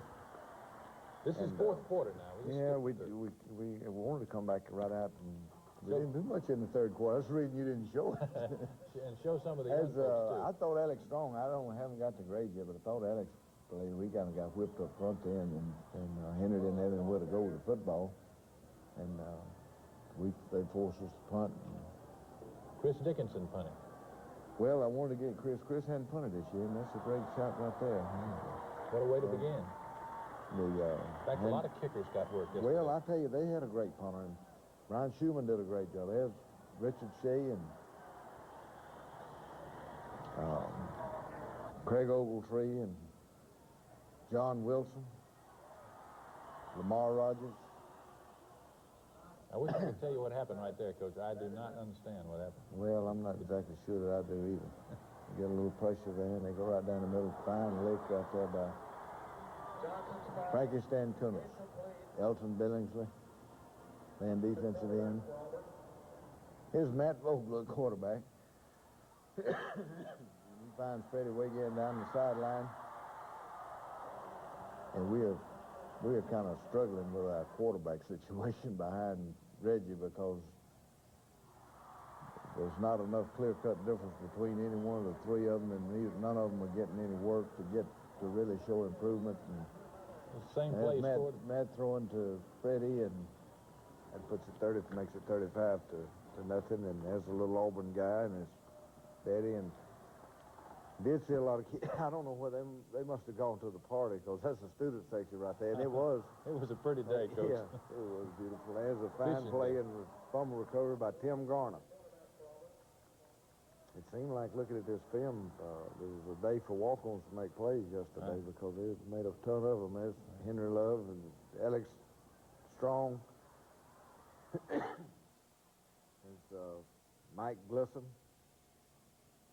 Anthony Brown. Scott Borowski. And Andy Stidfold catching the pass puts it at the 2-yard line, and Alex Strong is going to score from there. Who made the block? Was that? I think it was Vincent. I'm not sure. I think Vincent hurt his ankle a little bit. I believe it was probably Henry Love. There's right. Lamar Rogers playing left defensive tackle. They run the bootleg, and he does a good job and sacks them. There's Greg Wilson out there now.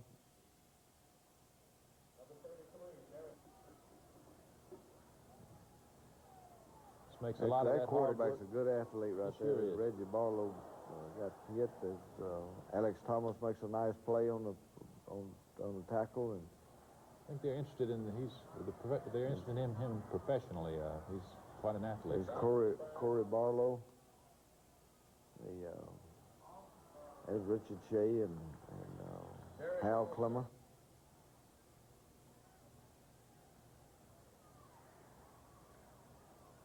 And D'Amico Anderson comes up with the interception. His buddy right there, Doug Huntley, and like I said, we got to play a lot of people yesterday, and which is fun. And our kids are working to have the kind of football team that we're capable of having. And we still got some work to do as far as the few little mistakes that we're making, and I said early in the season that we should be a football team that gets better as the year goes on. I think we will be, but we've got to eliminate some just mental mistakes, and that's what penalties are. Mm-hmm. It's mental lapses. And 9 yesterday for 65 yards. And you could go back, and I'm sure that they're all there, and they all should have not been there. We'll be back in just a moment. Comments on Mississippi State, Coach. Let me say that next week's game with State is not on television. There will be no TV. Plenty of tickets are available for the game. Get them early this week at the Auburn ticket office. Back in the conference now, and this is the stretch run that's so vital to your title hopes. Right now we've got back, just like you said, it's back in the conference, and you can see what's going on around the country. South Carolina and Georgia Tech yesterday. You can lose any week you go out there that you're not ready to play. It's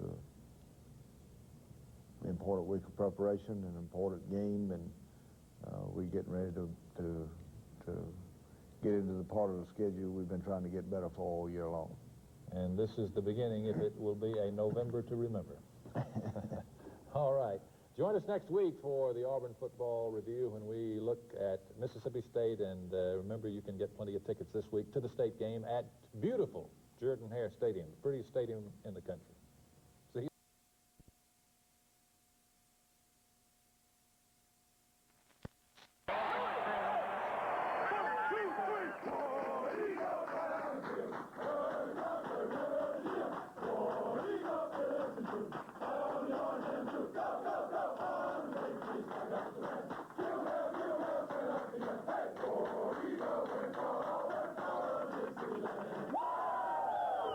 got to be impressed with the way you came back and ran the ball coming down the stretch in the second part of the ball game. I still think, you know, we're still self-destructing too much. And you know, I don't know what, you know, we pull out all the straws. I've made bets with coaches and whatever. You guys pray over it and think about it, and I mean, and some of it's just uncalled for. But again, it was a mighty big win for you. Everybody's even. Us, Georgia, LSU, Alabama. It's all even, Steven, man. It's in your hands.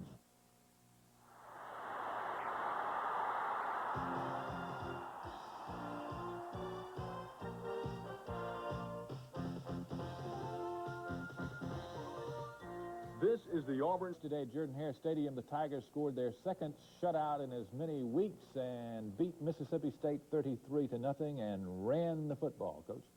Well, it was I thought it was a big win for us and a team effort. The specialty teams played their part, and the defense got the shutout, and the offense, I thought, did a lot of good things and things that we got to do down the stretch to be a complete football team. It was a windy, and the wind was swirling, and Mississippi State kept us off balance a little bit with the blitzes as far as our passing game is concerned, and you'll see in the tape here that a couple of balls, you know, they just didn't travel like Reggie's ball was supposed to travel, but it was a big win for us. It was a very physical football game. I thought Mississippi State kids played hard, and particularly that defense in the first half. We got the 5 or 6 turnovers, whatever it was, and we only came out of it with 19 points. Missed a couple of field goals, and the wind had played a big part in those. So you know, I'm pleased with with the coaches, the way they prepared, and the kids playing, and it was just a good win. Okay, let's go in a happy Auburn dressing room now, right after the game. Look at you, you got your pants dirty today. That's the first time you've had your pants dirty all year. Well, you know, that's something I worked hard for. I've been out for a few games. I want to come back and show the team that I can be up to part on an important game, and I went out there and gave it all I had. The timing wasn't quite what you wanted it to be, but it's coming, huh? Well, you know, I missed a few passes here and there, but I'm going to get out there and work very hard next week on that. One of them was right in the sun, wasn't it? Well, no, I couldn't blame it on the sun or the wind. I think it was my total concentration. I didn't have that concentration that it takes to go out there and be a quality ball player, but I think I'm going to work very hard on that. You think you'll be ready for Florida? Oh, I'll be 100% going out and play Florida. We would like to have been a little bit more successful with our passing game, but you know, our running game came around and looked great, and you know, we're happy with that, and we're glad we got a win. It was an SEC game. It was a big game, and you know, we won, and now it's time. You know, we had never won down in Florida, and you know, every year we went down there, it's been real close, and I guess that's why this shifted so quick. You know, everybody has started thinking about Florida. The time has come. It has come to run it, and we're going to do it, and I'm going to do everything I can in practice to improve, you know, for them to put me in the game if they need me to block, to be that designated blocker. They were doing a lot of moving around. As we got into our cadence, they'd move and shift and bring linebackers up and bring safeties up, and we were just having a hard time picking it up. With or without him, it doesn't matter? No, I don't think it really matters because they're going to be up. I mean, the conference race is back again. Everybody has a loss, so, you know, it's up for grabs. They're going to be trying to win the championship, and we're going to be trying to win the championship. Had a couple of more. You kind of set the tone on that first one. That got everybody off to a running start, didn't it? Yeah, it did, because, you know, the last few weeks I hadn't been doing too well on special teams. Eric's been coming by you, huh? Yeah, Eric's been beating me down there. This week I got my chance, and I tried to take advantage of it. Finally got the interception today. Yeah. First couple times you talked to me, I dropped them, and I was going to make the best of this time. I wasn't going to drop it, so. You guys played good today. You got confidence going to Gainesville this season. Oh, yeah, definitely. We played a nice game, you know, good rotation. Everybody's strong and healthy, ready to go to Gainesville. You ever have 3 in high school or anything? No, I've never had 3 interceptions. Seems like the ball just came your way. Right. And the one at the half was just that was great. That was a rainbow, and you know, it was the last play of the half. You were running back at any time? You showed a pretty. I played a little running back. Smokey Hodge had great coverage on there. tight end, and he was able to get his hands on the tip ball, and after he tipped it up in the air, I was there in a great position to make the interception. Yeah, well, did you ever do any of that? I think I would have flashbacks of my high school running back days or something like that. The people at Colonial Bank are a lot more than hard-working professional folk. 64 degrees, Beautiful 20 day mile for an hour football. wind. The wind was a factor, but it was a beautiful day for a football game, and it was a conference game, and this is the way to start it, right? That's right. Our specialty teams, our fans are getting excited about us kicking the football and watching these guys cover right now. That's Doug Huntley, and here's the first turnover of the game right here. They made a couple first downs, and quarterback lost a handle on it, and Quentin Regan comes up with it, takes it away from him. Benji Rowland tips it up there, and there's Tracy and Brian Smith. And we missed a field goal early there. And Ron Stolen. Second turnover right here. We didn't cash in on either one of these. I don't believe it was No. Another interception by Alvin Mitchell. Miss another field goal there. And we come back on offense, and you can, Reggie, and it's good to have Lawyer back out there. He's still not up to where he's going to be. And this is an example right here. He would have caught this ball. Well, watch this ball float right here. See the wind get in it, and Reggie threw a perfect pass, and that wind caught that football and pushed it right back behind Lawyer. And I think Lawyer misjudged it because of the wind also. We didn't get many sacks yesterday, but we got a lot of pressure. And there's Anthony Judge and Steve Brown and Cash this one, though. David Rocker there. It's James Joseph, and I haven't talked to the coaches, but I think that our offensive line had to do a good job. This is an excellent pass and catch right here, and that ball floated a little bit right there to Stacy Danley coming out of the backfield, and Stacy runs up in behind Alex Strong and James Joseph and Rob Selvey and Jim Thompson and Walter Reeves, and get that one in the end zone for the touchdown. It was a big third down play just before he scored there. That's a fine play by Craig Ogletree and Tracy Rocker. Tracy actually makes a play, and Smokey Hodge cleans up on him. There's Benji and Smokey and Elton Billingsley.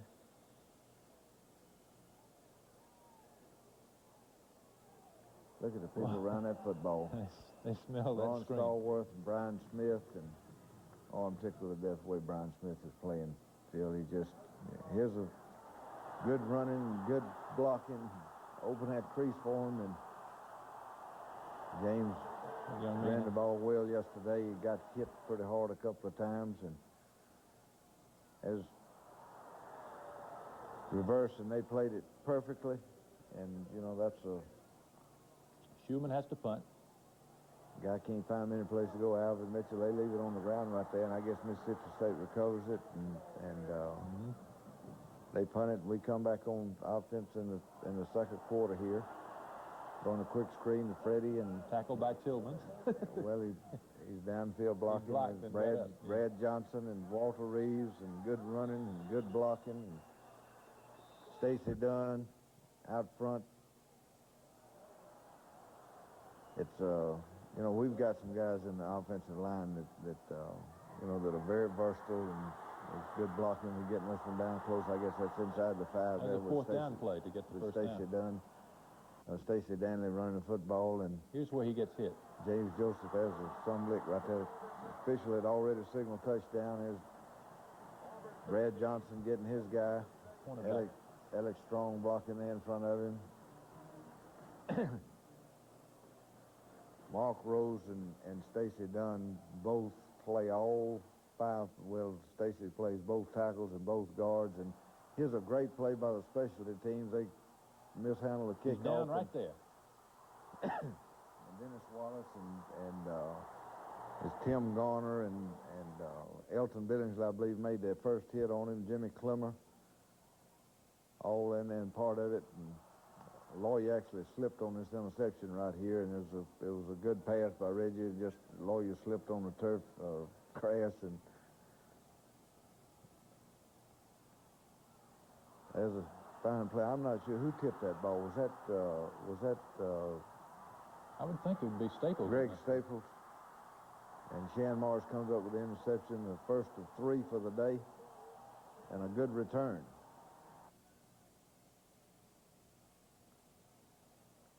Excellent call right here by Larry Blakeney, running the screen to Henry Love, and makes a nice gain, the first down, comes back and on 3rd and 10 here.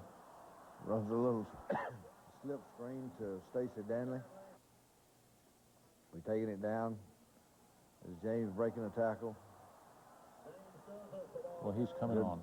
Good blocking by Stacy Dunn and Rodney Garner and Jim Thompson.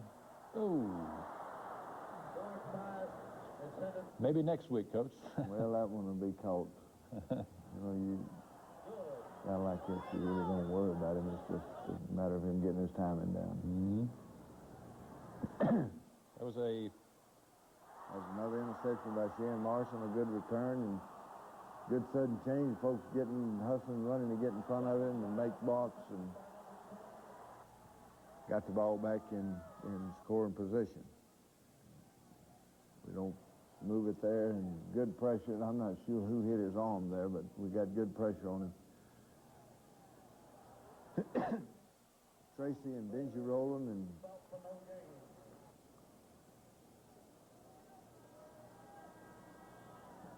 Craig Ogletree on the tackle on that draw play, and it's the last play of the half, and it's a great interception. We should have downed it in the end zone. Not going to take it 100 yards. Okay, and so a good half for the Tigers, 19-0. We'll be back in just a minute. Said some of your guys would be sore after taking the hits. I bet some vocal cords from those St. Joseph students are sore. Did they have a good hollering. time? They have a good time at the game. Well, I saw some of them yesterday early in the morning when they were coming in from Philadelphia, and it's a fun thing for them and fun thing for us too, and I'm glad we won for them to enjoy the ball. Well, it always. I think they had a big cookout after the game yesterday. Over at the bank, yeah. The Auburn Chamber of Commerce, goes out of the way to make it a fun thing for them. It's great. One of the things that makes Auburn a nice place to live. We'll be back with both the Auburn and Mississippi State bands, and boy, did they blow. If you get that many people on the field at one time, you got a show. Did they have a contest, or they? No, they were together, and I mean, they really played well together too. It was very entertaining. Well, that's great. I think again, everything that we can do to create goodwill among the schools in the Southeastern Conference, the better off we're going to be. You wanted to run the ball this half, I know. Well, I just want to run the football. I just don't want to put all of the pressure on number 17. As Reggie throwing to the Lawyer, nice play and pass. And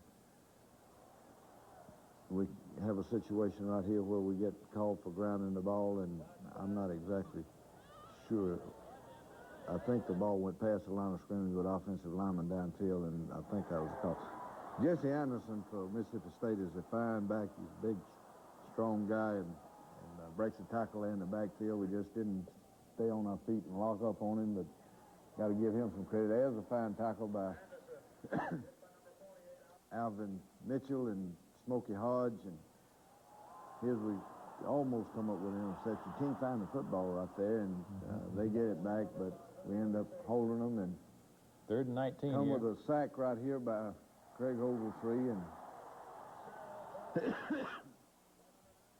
excuse me, this old cough is not as bad as it's been, but it's still there.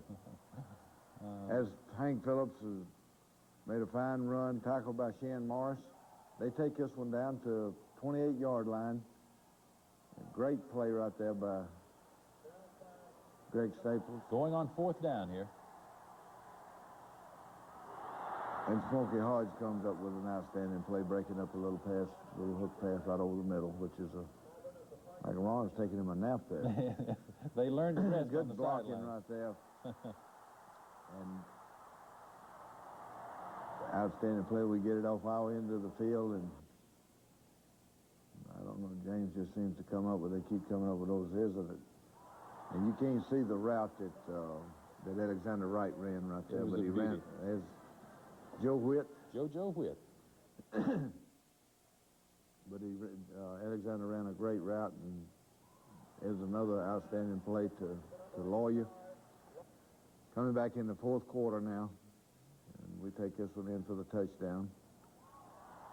Fine play as a third down play, throwing to Shane Wasden, and Shane has really come on and is helping this football team now with returning punts and doing a great job as a receiver. Another fine run by James Joseph. James just has a knack for slipping blockers, and we're getting good blocking up front. There's a good shot of Jim Thompson and Stacy Danley. There's Alex Strong making a block. And 3rd and 4 play right you here. You can take that big play. Slipped inside the blitz that time. They had a good plan on the running game. They had a good plan defensively and gave us some problems. There's a good block by Brad Johnson, and he scores right here. And there's Rodney Garner. Well, it's down close, and we're gonna get it in with Alex Strong right here on the next play. There's Lee Mark Sellers and he got a lot of snaps. Mark Rose. Well, goodness, look at him tackle Tracy Rocker. As Quentin Riggins running the quarterback out of bounds, and we just defensively, it was just relentless. It just stayed after him. As Henry Love makes a nice cutback, and it's 8 yards. He got back by that one, it would have been foot race. As Frank McIntosh at quarterback, and does an excellent job throwing back and hitting Shane Washington again on a little slant route. Running a tall sweep, good block by Teapot Brown, and got up and hunted him in the Dale Overton out there, and third down here. Bob Meeks.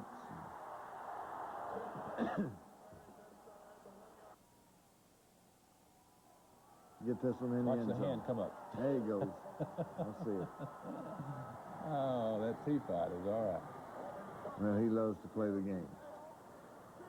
He's also a full student coming out of high school, and just an outstanding young man, and a lot of fun for our football team, players and coaches and fans. We'll be back in just a minute. This is it. The world's. I think Jordan-Hare Stadium may be the prettiest stadium in America.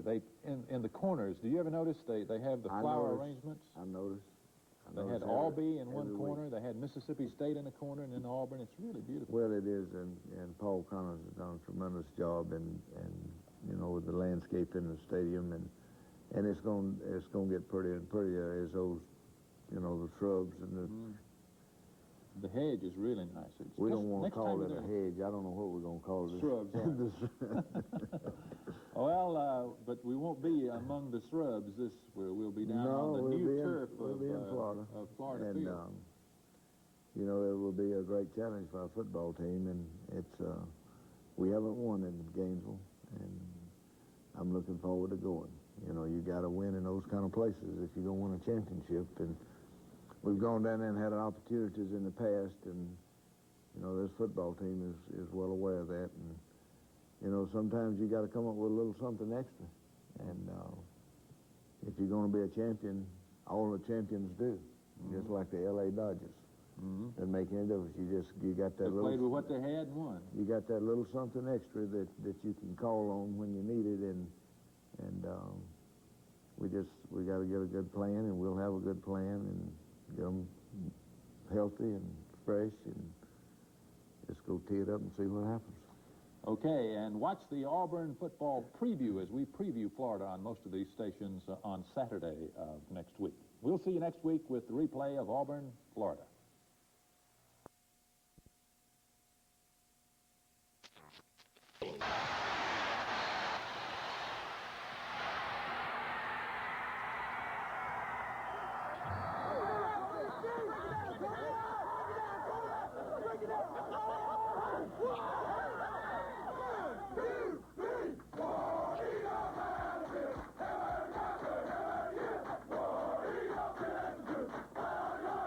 Go,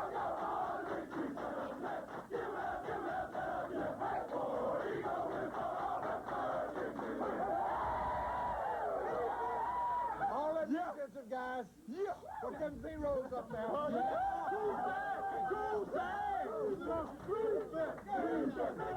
16 years, man, since we won right here. And you did it in style. You did it the old-fashioned way. Oh, yeah. Hey, that's right. Instead of the goblins, the tigers. Gator bite. Hey. Tiger ball tonight. No. Hey, we brought Crocodile Dundee with us. One thing that's gone unsaid, man. A great, great job tonight by the kicking game. Yeah. Brian Schulman and the that's right. Where's the little punter at? Great job. Got 3 more games, man. They get bigger each week.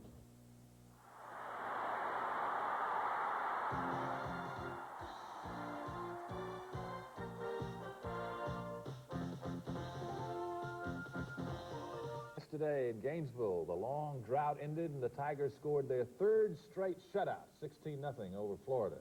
You can talk now, Coach. Well, it was a mighty big win for us, and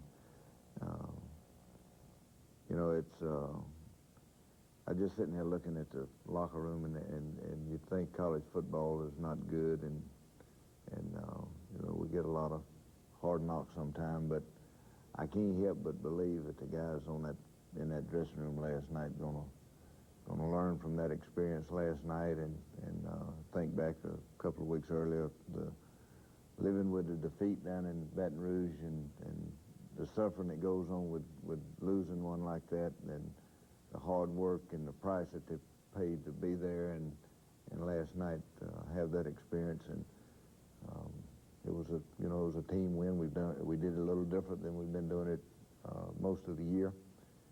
It was obvious early in the ball game that they weren't going to let Reggie throw the football, and they came with tremendous pressure.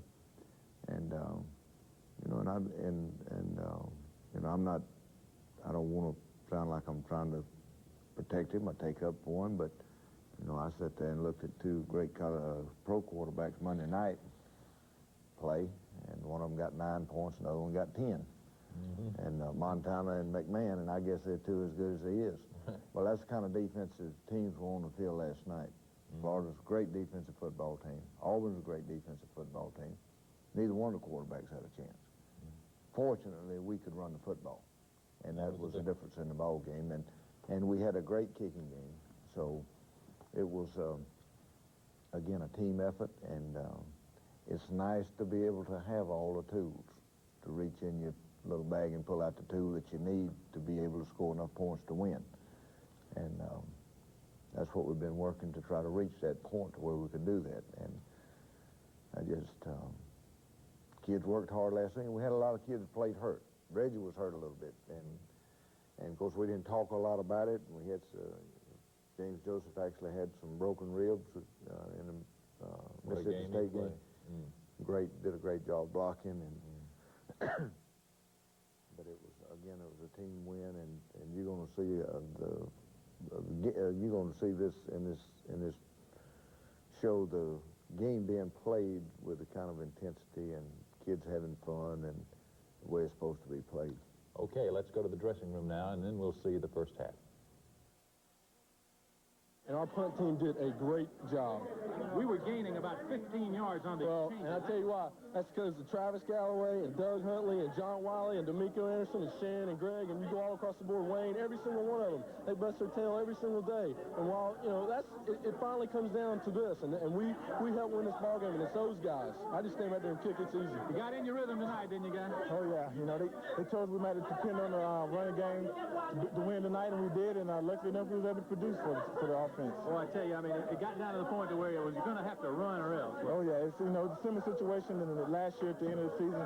We had to run. The running game came on, so hopefully we can just, you know, this is the starting point. We can finish the season out strong. Well, you missed one, but then you got one. Well, you know, when I missed it earlier, I couldn't figure out how to catch the ball, whether, you know, because it's in between zone, kind of. And so the second one, it was just right. And I took my gloves off. I think that did the trick, and I concentrated a little bit more. And then Marsh tried to wring your neck. apparently he had something against me, but I got up okay. I was really tired. He didn't hurt me at all, but I had to lay there and catch my breath. Well, you had to play another role today, buddy. You had to block for that guy. Oh, it's great, man. I have no qualms as far as blocking for Stace. I just want us to get in here and do the job and get out. Boy, it's great to run the football, wasn't it? Oh, it was lovely. I mean, people always talk about our discipline and not being able to the hard-nosed running game. And I think we proved today that we got it all. I mean, in the second half, I think we just came out and we just manned up and just played Auburn football, and it came out on top for us. Feel pretty good? I feel pretty good. I mean, Coach, I let them Tigers lose today, though. I guess we proved something to them tonight. You know, people were feeling, you know, we don't care if they do have the best team or anything like that. You know, there's a jinx or something on them. They can't win down here. So I guess we got rid of that jinx tonight. Mom! 9 degrees at Florida Field. We will begin by showing some key defensive plays in Florida's first 3 drives. I didn't realize it was that hot. It was very warm. Well, we played a lot of players, and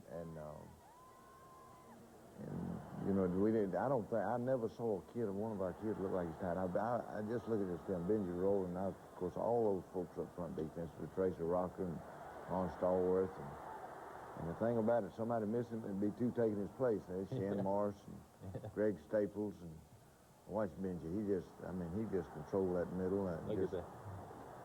It's getting around. Quentin Riggins around the ball every time it's turned over. There's Steve Brown in there. Now, this is after the Auburn interception, and Florida got field position. Alvin Mitchell, and Tracy Rockland. David Rockland. Man, I was glad to see him play last night. He has not been the same since he sprained his ankle, but he looked like the old David we saw early in the season. There's Craig Ogletree, Benji, and pile of Craig and Smokey Hodge. Smokey's playing good. Hey, watch Benji right here. Backs up right in the middle, and that's one down. 3rd and long coming. Carlo Cheatham had a big play in the breakup. Watch his play right here by Ogletree. He knocks the ball out of his hand and comes back and gets in on the tackle, and just great effort. Our fans had a big time down at the ball game. The band was good, and you could certainly hear them. And you tipped your hat to them when the game was over. Well, offensive line came off the ball, and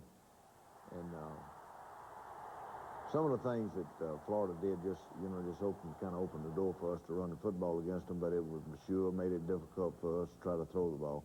Of course, this is the part of the game right here. That's a hidden yardage in the punting game, and there's great coverage. Steve Brown, Elton Billingsley, and Wayne Bowsman. Ron Stallworth forcing that play. Craig Ogletree and Ron, and you can just go there and just make a roll call around this football. There's John Wiley making a big play, and Stallworth out there again. Same drive in the 2nd quarter. Now, here comes Auburn's field goal drive to take the lead that they didn't give up. There's Reggie hitting Walter Reeves for a key 1st down. Walter Reeves is playing so good, and he's giving us great leadership. And Reggie comes back and hits James Joseph, and 5 or 6 yards. 2nd and 4 here. James making a nice run. 2nd effort. 3rd and 2 play right here now. Good blocking right there by Walter Reeves and Bob Meeks and Ed King about to kill one. And there's Stacy running hard again. There's Stacy Dunn. 3rd and 3 right here. Big play. Rodney Garner. Alex Strong making a good block. They are going backwards, Coach. And we just scratching and biting and clawing and falling forward. Extra effort. And stop us on 3rd and 3 here. We've done a lot of work to try to stop our sweep, and we ended up running the 2 plays we hadn't run a lot this year: power trap, McKenna, and Fan inside. 40-yard field goal by Win Lau.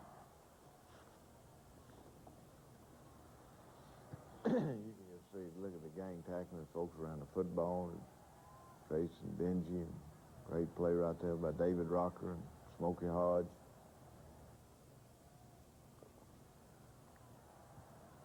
There's one right there. I believe Quentin could have walked in with that, and if he caught that one, I believe he'd have scored with it. He gets one later. Here comes the interception. One of three. Great effort right here by Shan Morris, diving, catching the ball right off the top of the turf, and you know we played on artificial turf down there. There's Ed Jones. He's seen an Auburn game or two. Yep. There's Stacy running hard. Just he's running so hard, getting up through the line of scrimmage, and look at him run over those guys. That was the amazing thing. A great job. As John Hudson. Can't say enough about John Hudson. Brad Johnson. Brad looked like he played mighty good last night. And John Hudson didn't practice until Wednesday. He had sprained his ankle again. Hey, look at that punt. 7-yard line. Wayne Bowsman, Tim Garner, Lamar Rogers, Doug Huntley. Look at this play. There's Quentin. I tell you what, if Quentin Riggins will get to the football. Loss of 3 here. Alvin Mitchell and John Wiley and Smokey Hodge.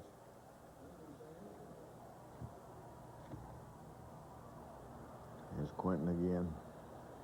And we miss a field goal as half ends, and so it is a 3-0 game at the half. Even that old Eagle's got his feathers ruffled up, doesn't he? We'll be back. The people at Colonial Bank. Earlier in the day on the TBS game, the Ole Miss LSU game, they featured the 1983 Auburn, Florida game in which 51 players in that game went on to sign pro contracts. Do you think that many will sign from this game? I doubt it. Yeah, but there'll be a lot of them. We're gonna have, you know, probably 8 or 10 kids that'll get drafted off our football team this year, and we've had 10 or 12 guys every year, and not all of them get drafted, but sign contracts. And it's amazing. You can say what you want to, but in our situation at Auburn, it's gotten to be a pretty important thing, as far as the kids are concerned. And I'd say we got probably half a dozen millionaires that are left out there in the last few years. Yeah, we'll be back in the second half in just a moment. Auburn University. Trent performed at halftime.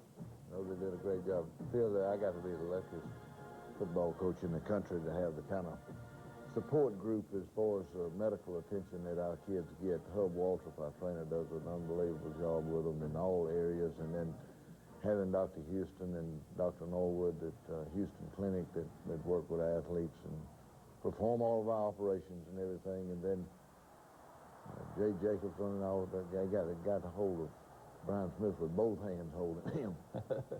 The same 11 started last night that started first of the year. Well, if we'd have had them all healthy to start the season. Yeah.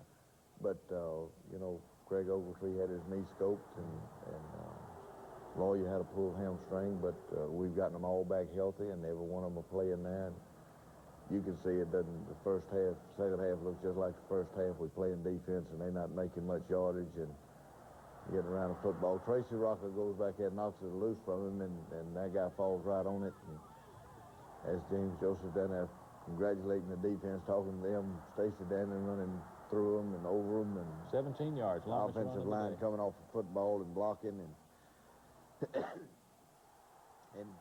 Florida rushing the passer. Rodney Weston and Roth, the nose guard, is just there's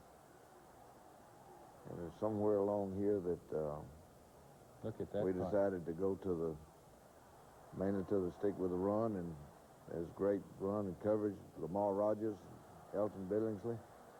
Look at the rock. He's something there. Watch this play right here. He just folds him up. Yes. He's a dominating football player, and there's Brian Smith and Ron Stallworth coming in and helping clean up on it. This football team is having fun working right now, and had a great play by Shan Morris. Unbelievable play. Ooh. And still our secondary right now is the things that we're asking to do. They're playing outstanding football. There again, it's just good old hard-nosed ball. That was it. They ran the linebacker through 2 or 3 times, and we didn't pick him up, and they hurt us 2 or 3 times with it. And then we picked. This is an unbelievable play right here by John Wiley. Watch him catch the ball right there. catching the punt at the 1-yard line, keeping them pinned down. Look at Brian Schulman. He's something. He may not have the most distance in the country. There's Benji Rowland, Steve Brown, David Rocker, and Benji again, Craig Ogletree, and they're just playing and having fun. This time, keeping them backed up is going to pay off. There's great goodness. Ed King and Stacy Dunn and James Joseph and John Hudson knocking them back off the ball, and fourth quarter starting, same drive. I'll tell you what, those guys do a great job of rushing passing. Not enough for the There's first a down. key play, puts the ball right dead center, and we kick the field goal, make it 6-0. But that's still not enough. Every one of them, no. Well, that's right. But every one of them counts. And we got something a little later, created by the defense, right here. Ooh. Who was that? Was that Stallworth? Craig Ogletree? Not sure who it was. Somebody coming from the right side hit him, and went to the well one time too many, and Quentin got that one, and the quarterback gets a face mask penalty right there. I think that's how he broke his little finger against Memphis State or somebody. And we run the counter for the touchdown. What was that, 10, 12 yards? 10 yards. You think they're not having fun and happy? Good block right there by Ed King, and there's Rodney Garner and kicking him out, and Rob Selby pinning him, and Lee Marcello's over there cleaning up on him. At this point, happy. Florida was -5 rushing. Well, you can see why. There's Quentin and Smokey and Ogletree, and all of our coaches have done a great job. Our defensive staff, our offensive coaches, and there's a great play by Carlo Cheatham. And Carlo's not getting much action. They're throwing on John's side more than they are Carlo's side, and he's not having the opportunity to make interceptions. And I don't know whether that was Anthony Judge. I know Steve Brown was there, and almost a big special thing right there for Tracy. Ron Stallworth, his buddy, here's a good play. And they ran the linebacker through, we picked him up, and we end up getting a big gain out of it. 17 yards.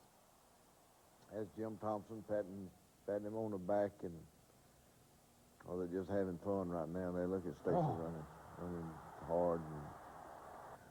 Amazing. Boy, he had a great week of practice last week. I mean, you could just see it coming. Everything is hitting on all cylinders. As our defense getting ready to go back on the field for the last time. And here comes the capper. And this is Doug Huntley. Couldn't happen to a nicer little guy. I tell you what, he has done a lot to our football team on specialty teams, and goes in nickel situations and makes that interception. And Willie, of course, his brother graduated from Auburn, is a lawyer down in Montgomery. Jim Thompson, John Hudson there. John Hudson.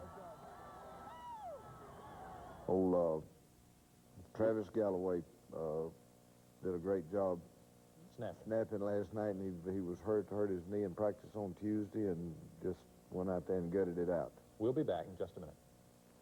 Homecoming, Phil. We're playing a great Southern Mississippi football team. It's 7-1, 8-1, just like we are. We need every Auburn person there Saturday. Plenty of tickets available. We'll see you next week with the Auburn Football Review and Southern Miss. Coach Dye's apparel is provided by Brooks Brothers.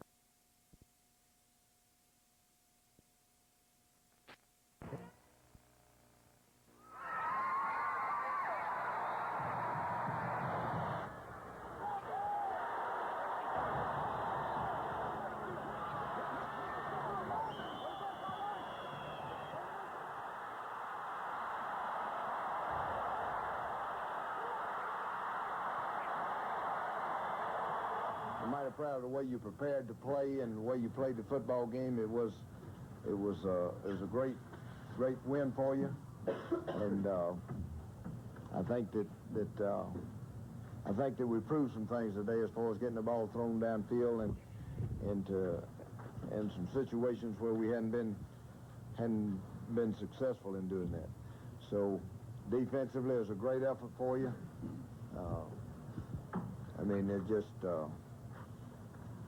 now we just you know, it's down into the end of the season. You know what this is. Georgia coming up, and the way you take care of yourself, men, from now till next week, playing Georgia is going to be mighty, mighty important. And but you know, you carried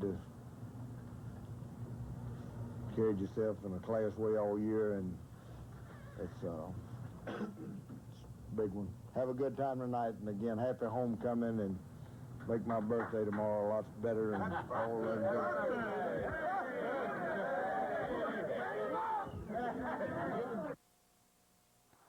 The Auburn football review on a beautiful homecoming Saturday. The Tigers knocked Southern Miss out early, 38-8, but I don't know about this team, Coach. They missed an opportunity to wet you up on your birthday.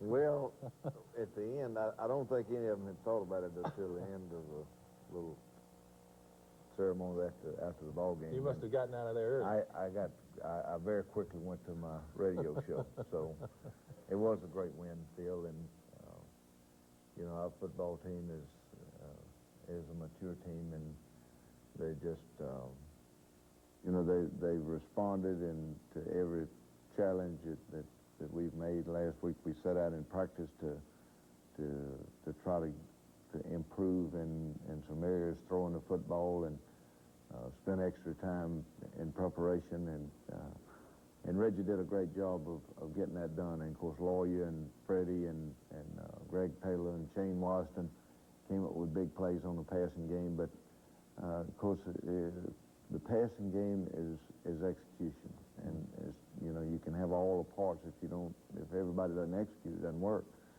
We had great protection, and Reggie did a great job of getting the ball to the open receivers. And then one time they come on a blitz, and he reads it out and hits Freddie on the post route for a big touchdown, and I was just very pleased. The only negative thing about the game yesterday, Phil, in my opinion, is the turnovers in the first half, and that was, you know, that's bad, and but it was a big win, and I'm proud of it. We'll go in the dressing room now and hear some of the players. You wanted to throw the ball deep today? Yeah, we weren't able to do it against Florida, and coming into this game, we really wanted to work on our passing game and throwing the ball downfield, and today we were successful, and we're pleased with what we did today in the passing game. They're trying to get our quarterback before he can make a throw, and if we make a throw, you know, it can be a big play, and we knew that all week. And just so happened they, you know, our call and their call kind of matched up, and we knew it was going to be a big play, I think. On the reverse, it was so many guys out there, and you happened to be the only one who could get to the lone guy to block. It was a pretty good feeling. You know, we sucked down backside and came back out and there was nobody there. And fortunately, I guess Lee Mark missed his block, so I had somebody to hit. Did you all want to go back in on the last series when they scored? I'm pretty sure everybody wanted to go in. I think we really wanted to shut out today, but we had to, had a lot of young guys in there. We wanted them to play and have everybody healthy for next week. You're rolling the pass defense. It's just a defense that we have where I drop in the middle and pick up delays and screens. And today I had my chance with a guy one-on-one, and I sort of messed that up. And I heard about it when I got to the sideline. You had a couple of good plays, though. Yeah, that's we're rushing three guys, and I just dropped back for delays, like I said, and I made a couple tackles off of it today. Hey, you were working up to that front block. Yeah, I got it for. Yeah, I mean, it was 3 strikes and he was out. And I mean, the first 2 times I went at it, I mean, they never put anyone out there in front of me to block me. I said, well, the 3rd time I said, this one ought to get it. And then all of a sudden, I mean, my hand hit the ball, and I mean, I was surprised at it. First time in history, Walter Reeves catches the ball running. That's the first time for everything. No, not quite, but I was just scoop it off the ground. Yeah, I was just glad to get a catch. This is it. 74,000, a beautiful homecoming Saturday, Coach. It would turn out to be a beautiful day for football. The wind was blowing, but outside that, the temperature was good, and of course, it rained and stormed all night long. We started off right here with kickoff coverage. Whoa. Alec Thomas, Dothan, Alabama. Goes down and makes a play, and he's getting in on that action right now. Eric Ramsey and Doug Huntley right here, big play. Brian Smith and Greg Staples and there's Tracy. I think Tracy had 3 or 4 tackles behind the line of scrimmage, blocked a punt, sacked the quarterback, had another big day. Brian Smith is playing mighty well at outside linebacker. Great play right here by Reggie Slack. Now they kind of laying and waiting for us on that one, and we've opened the ball game with that several times, and they anticipated that call and came back and really heady play. Stacy Danley's running well at tailback. We started Alex Starr at fullback in place of James Jones. James has a little strain in his ankle and played some in the ball game, but Alex started and played well as Reggie throwing to Lawyer, and you know, there's a fine block by Rodney Garner and James Joseph, and coming off that right side there. 10-play drive. Lee Mark Sellers and Jim Thompson. Stanley has that body lean toward the goal. Alex Strong, and just good drive. Good this drive. Young man is an that was the opening. He's an outstanding quarterback. Great release. Fine play by Carlo Cheatham, and again, defensively, we'll bend a little bit from time to time, but we don't break. And as you can see them getting after him, people hustling, running to the ball. Carlo Cheatham and Craig Ogletree. Good pressure by Ron Stallworth. Near interception, should have had that one, but lost it when we hit the ground. Another tackle for a loss, and that was kind of a cheap call right there with the penalty. Fine play by Ron Stallworth on the screen. Breaks on the ball, and just like you coach it, just like you're supposed to, and makes the tackle going downfield. This is their next series. I think fumble. Who calls that fumble? I don't know, Coach. Was that Benji? May have been. Here's your touchdown. Blitz, man coverage. Reggie picks it up, reads it. Freddie beats his man. Open, perfect pass, perfect play execution. That's what you want when you get people that are blitzing you and putting pressure on you. It's Steve Brown and Craig Ogletree and David Rocker. Adds pressure. That ball floated around the back a lot yesterday for us not to come up with an interception. Going the other way, up top again. There's a great throw and catch right here to Lawyer, and he beats his guy one-on-one. And he's starting to get that grace back, Coach. 40, 50-yard gain. Great call right here by Coach Blakeney in the reverse. Good blocking downfield. Jim Thompson and Reggie. And Freddie coming over and picking him up and hugging him a little bit. Our football team is mighty close together now. I feel they're playing together, and offense and defense together, and doing the things you'd like to see them do. Second quarter now. 3rd and long here. Good.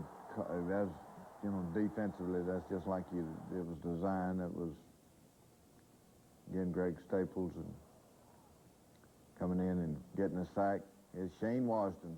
Shane's done a great job of fielding punts, and I thought he'd make that guy right there miss him and have a chance to score with that one. Because he had blockers inside. I think that's the only mistake Reggie made yesterday right there. We were going to throw the ball downfield yesterday at all costs, and they might have got a little too much. That's fine play by David Rocker and Benji Rowland. As a block punt, Tracy's penetrating in the middle there. I guess that's the first block punt we've had this year, isn't it? Right. There's a high snap or low snap. I didn't exactly. And Alvin Mitchell comes in and makes a play, and another big play for the defense. We should have had more points at the half rather than we had. We missed several scoring opportunities, missed a field goal, turned it over 4 times in the first half. To score 31 points is really unusual with 4 turnovers in the contest. Absolutely.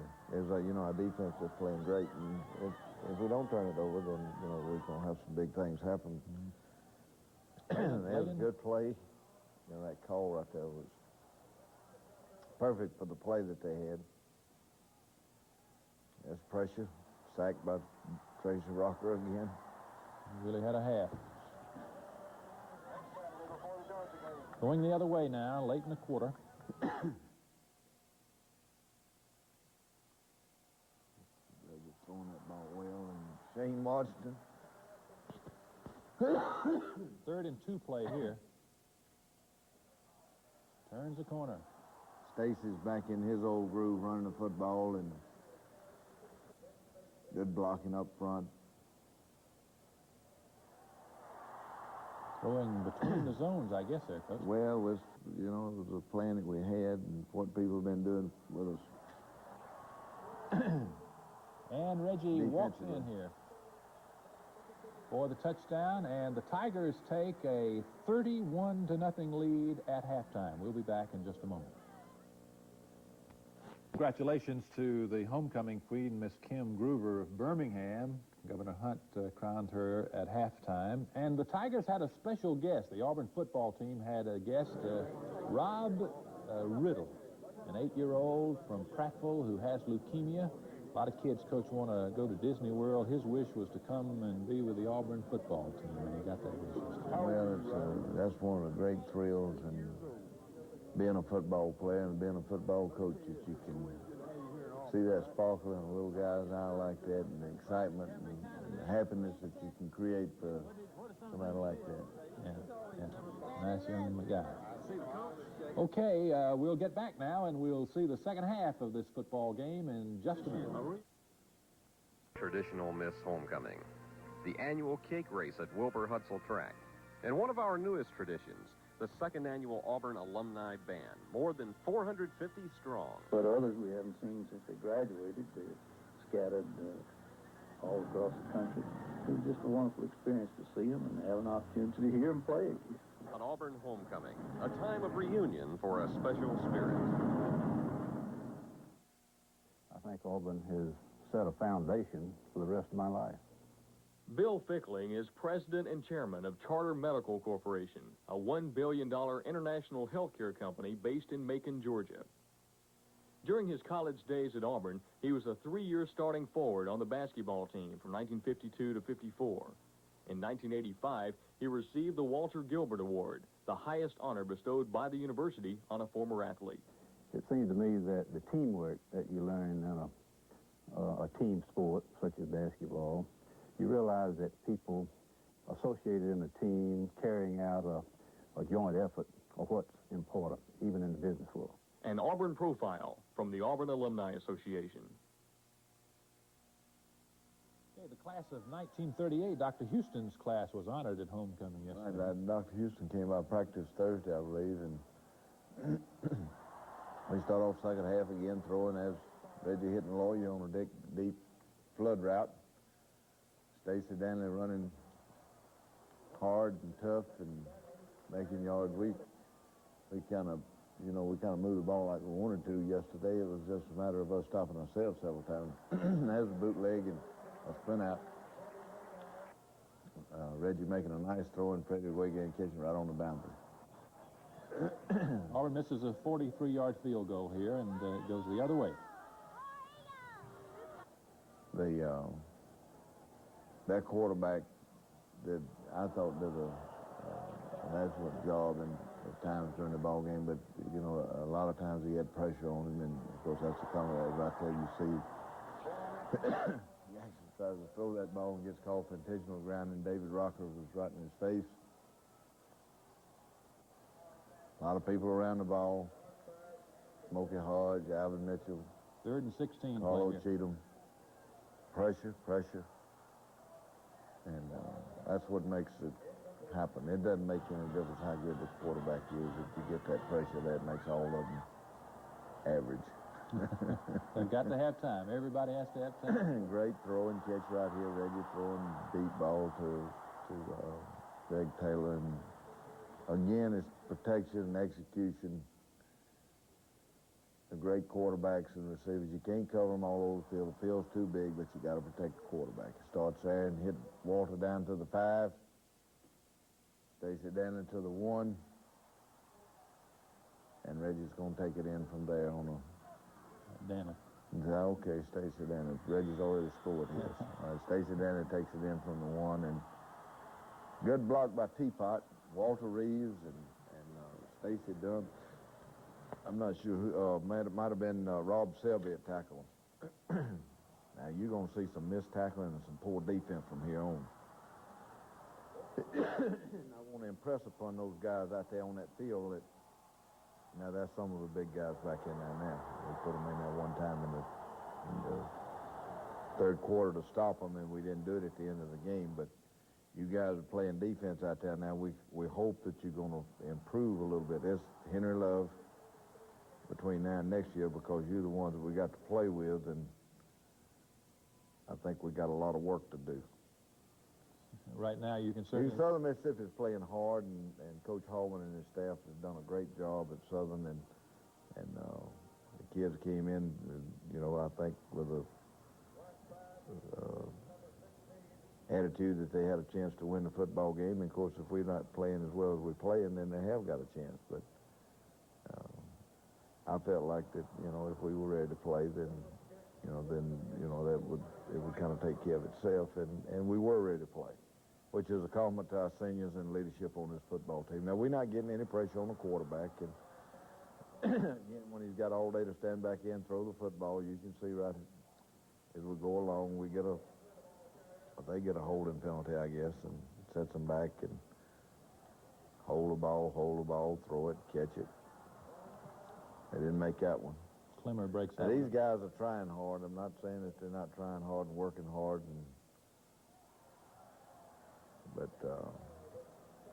like I said, fundamentally is the thing that I said. I haven't talked to the coaches, but just looking at this tape, the tackling was awful. As we just trying to make first down now to get the game over with. And got a lot of folks in there that had a chance to play. So Mike Glisson and Anthony Brown and Lee Mark and Pat Autry and Mark Rose. See the tackler right there? That's awful. That's awful.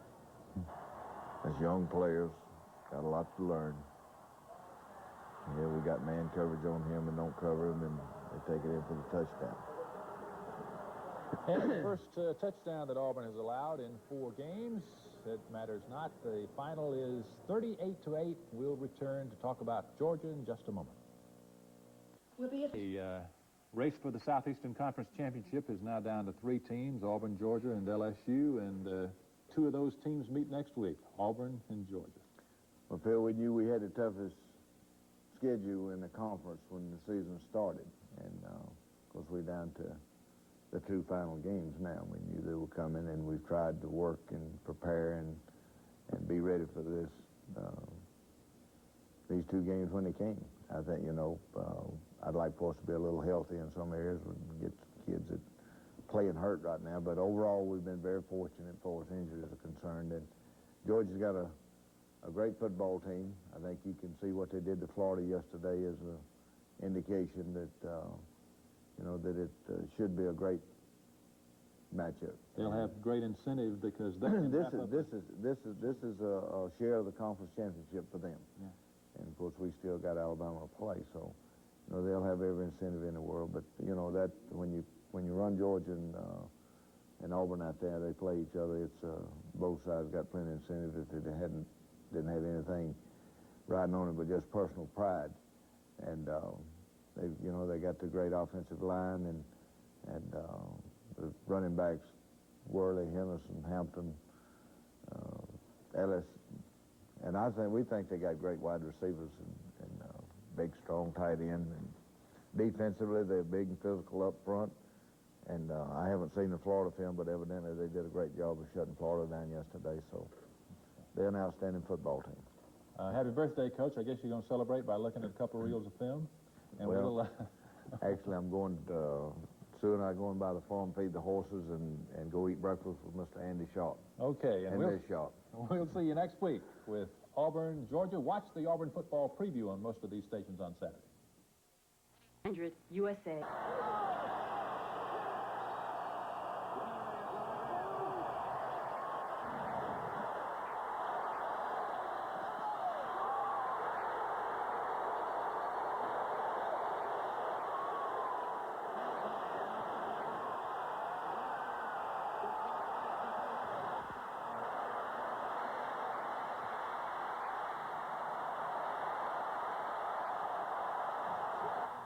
I told Hub today, I said, Stacy's the best conditioned athlete on our football team because I watch him every day. He takes it and he runs 25, 30, 40 yards hard downfield.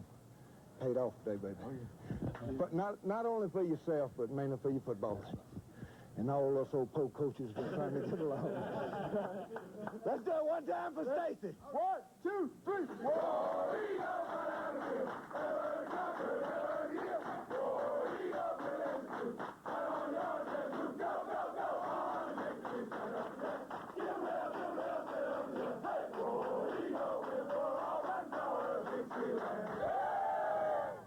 It was a team win today.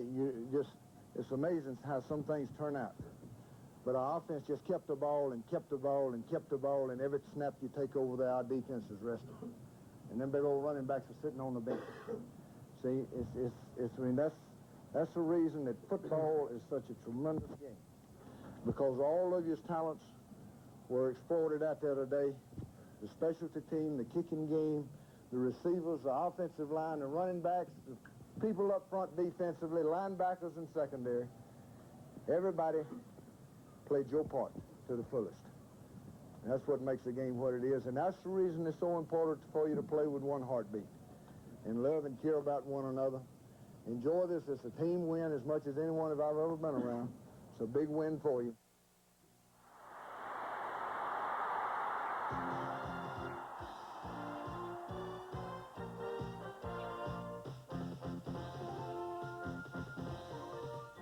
This is the Auburn Football Review with Coach Pat Dye. Welcome to the Auburn Football Review. Auburn Football Review. Get a little confused here every once in a while, Coach.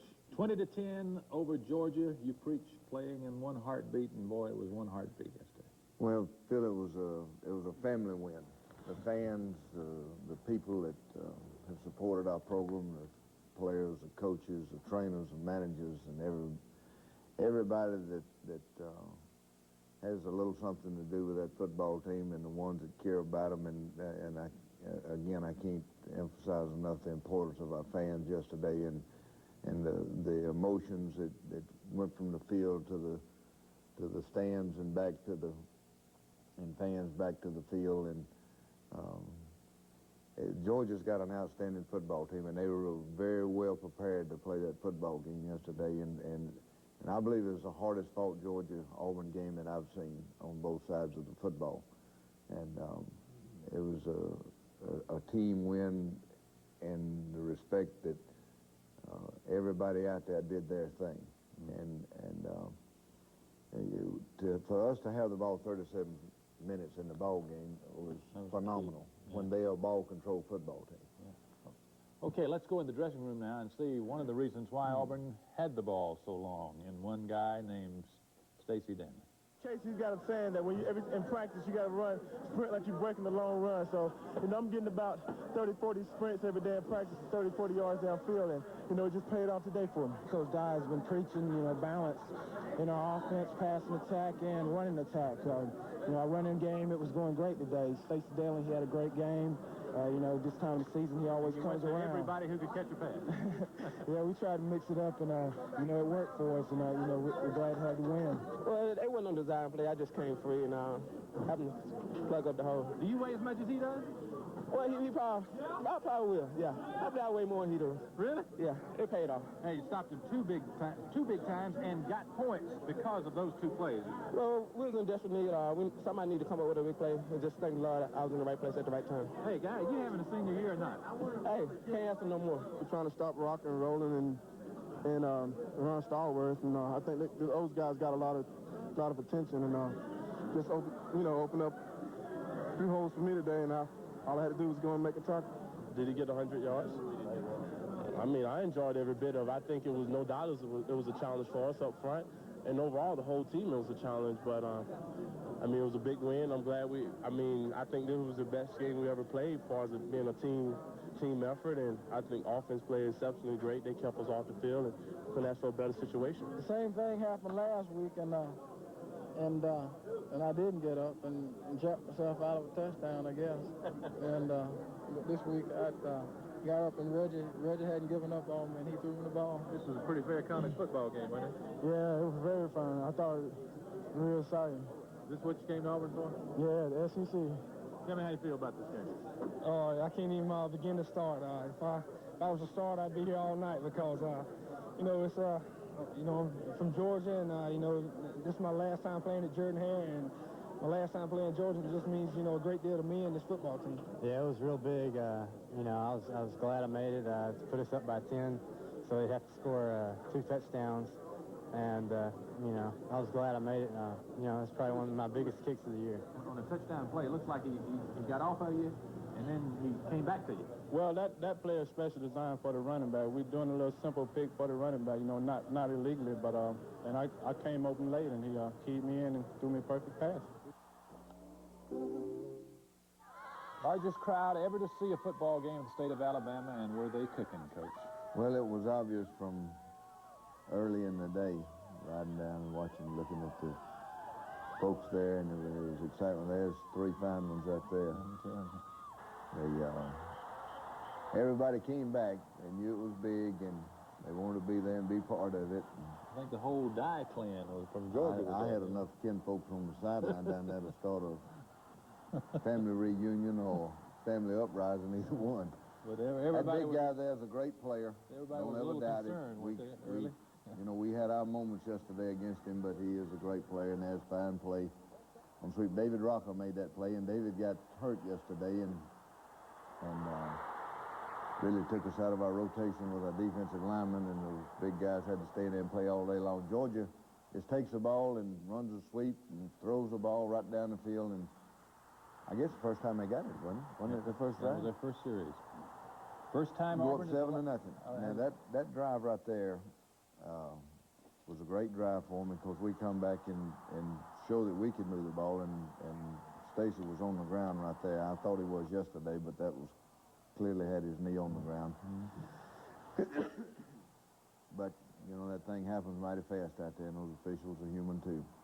It could get serious Great right here. play right here. Who was that? Ron Stallworth. Made the play on the option on the quarterback and stops Georgia. And now we're in the second quarter. Our defense has Greg Staples and Quentin Riggins, and we're chasing the quarterback Stallworth and rolling, and a near interception right there with Carlo.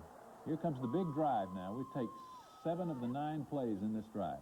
Well, one of the unsung heroes yesterday, and one of the great stories about this football game to me, is James Joseph. And he didn't do anything spectacular running the football, but he played and he blocked for Stacy. And the big thing is watch him protecting the quarterback right there. Throwing the lawyer, and we take this from mixing in the run in the pass. But James played hurt, and he couldn't run the ball much. He couldn't cut, but he blocked for Stacy all day long, and that's the team aspect of it. And unselfish play. And with some big plays. There's a fine throw and catch right there to Alexander Wright. Good blocking up inside, and we had good creases, and Stacy's is a great play by Reggie right here in a short yardage situation. Takes the ball and runs it down to the 9-yard line. And Georgia, in my opinion, is playing a lot better than they were early in the year, and played, I thought, great yesterday. But Reggie finds Lawyer in the end zone, and Lawyer explained it to you earlier. It's a play where it's not an illegal pick, but we shield the linebackers and try to get the back open in the flat, but the other receivers rolled out, and he got open, and Reggie got in the ball. Fine coverage right here by Alvin Mitchell and Tracy Rocker containing Johnson on the bootleg. From the opening drive till the last drive, Georgia had 45 yards offense, which was unbelievable. It's amazing.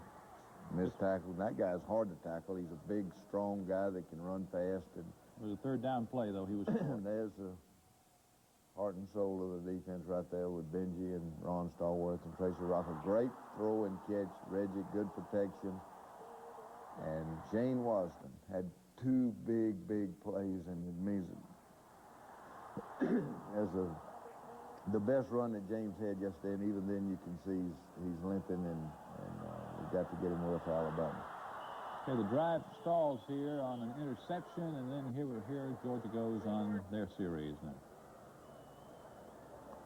Pat Sullivan and Larry Blakeney and Neil Calloway and James Daniel and Bud Casey, all of our offensive coaches yesterday had a great game plan for Georgia. Big play right there, maybe the biggest play in the game. They get an interception and run the reverse. I guess Coach Dooley said it was a reverse pass, and here's another big one, 2 in a row by Brian Smith. Brian had his finest hour yesterday, knocked down passes, sacks, caused fumbles, and made the big play on the reverse. I believe Coach Dooley said that was designed to be a pass, and it was a big play on Brian Smith. Look at there. There he is again. Unbelievable. That guy ought to be defensive player of the week in the nation for what he did out there yesterday. They didn't run up inside much, and when they did, Tracy Rocker normally made the play. So, as Brian, outstanding student, outstanding young man, as a great play right here. We have 2 big plays in a row on this little drive for the field goal. Shane Wasden catches a little 6-7 yard pass, breaks the tackle, makes a first down, stops the clock. Reggie comes back and dumps it off to Stacey Danley. He picks up a first down and stops the clock. We got 1 timeout left now. 18 seconds comes back to go. and hits Freddie way again, and Freddie gets out of bounds and puts us in position to kick the field goal and go up 10-7 at half. And that is big in a football game, and you can go in with points at the half and go in with the momentum.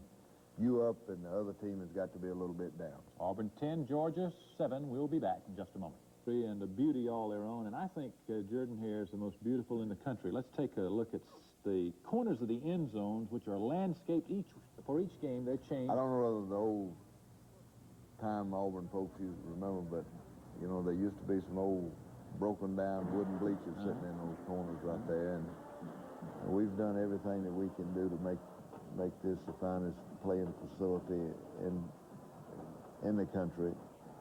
And we're not through yet, and it's going to get prettier with time and age. And Paul Connells and his staff just done an unbelievable job in manicuring it and overseeing the stadium. And of course, the green grass is not painted. No, we overseed with rye, and everybody in the country comes to Auburn to see what we're doing for us, our grass and maintaining the practice fields and the playing field. We'll be back with the second half, and the momentum shifts to Georgia in the second half. Well, we kick off to him, and that big guy runs it back to the, I guess, a 40-yard line or whatever. Great effort right here by Elton Billingsley to save a touchdown.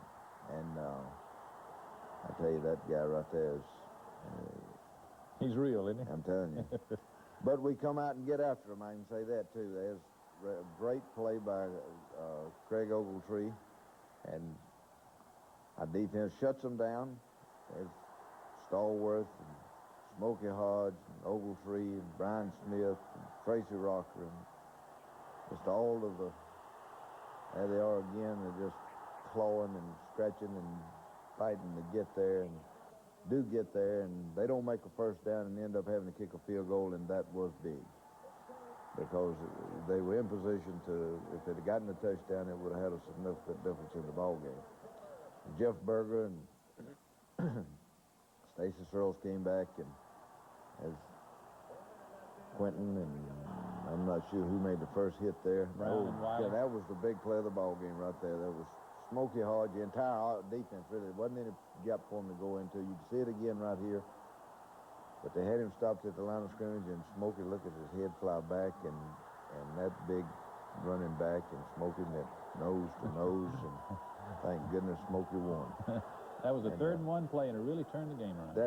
That is Smokey Hodge is a real story in itself, and great play, throw and catch, and clutch catch by Shane Wasden, and every one of them are big now. Reggie reads a blitz and hits Freddie on the post route to the 8 or 9 yard line. Everybody's into this one. There's another great play. We fake a sweep, run a little sneak play, and Reggie hits Walter Reeves for the touchdown, and we go up by 17 to 10. That right there is the best tight end in America. Not only the Southeastern Conference, but America. And we don't throw to our tight end much as we do. Ooh, goodness, there goes Greg Staples. The Terminator. John Wiley has Smokey making another key play on 3rd and short. John Wiley. The defense. This is a big play right here in the game, and Georgia had too many men on the field, and they would fake the punt and run it. There's Reggie throwing to Lawyer Tillman on a key 3rd down play. Reggie had key play after key play throwing the football yesterday on 3rd down situations. Come back and hits Walter Reeves for about 15, 16 yards, gets it back, gets it down inside the 20, and Georgia bows up there and stops us. We kick the field goal and go up 20 to 10 in the 4th quarter. About 12 minutes to play now, and we swap it back and forth a couple of times, and you can see right now we're playing defense, and there's Quentin Riggins, and our defense team plays so well. Brian Smith had 2 or 3 tip balls yesterday. Key plays right there's another big one, and goodness, did he have a great game yesterday.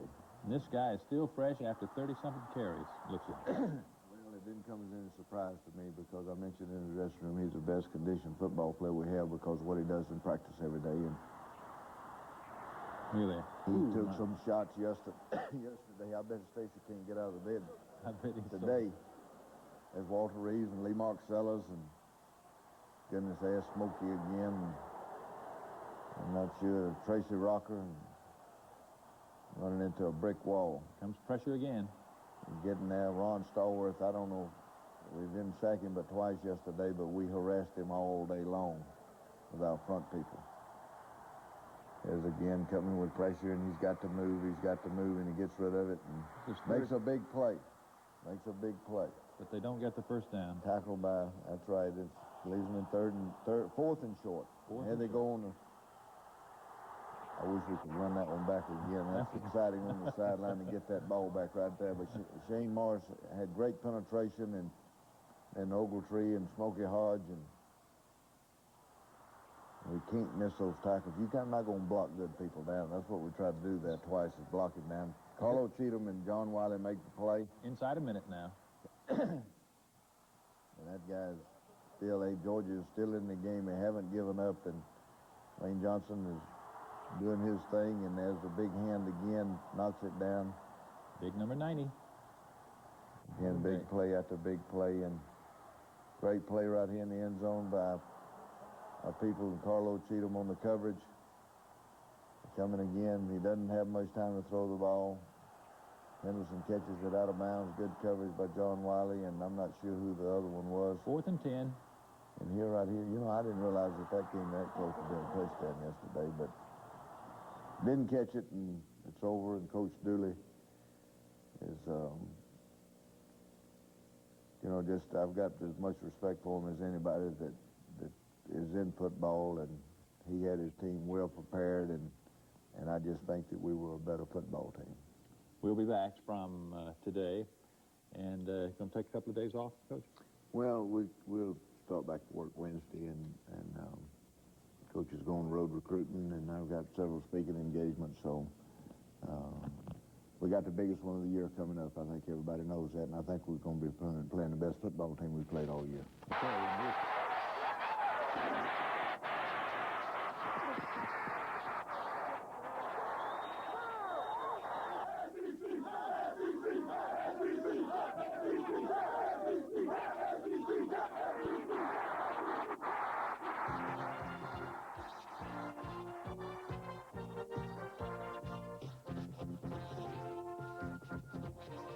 Review. Friday, Auburn beat Alabama 15-10, third straight win over Auburn's biggest rival. Congratulations to you and your staff and the players, Coach.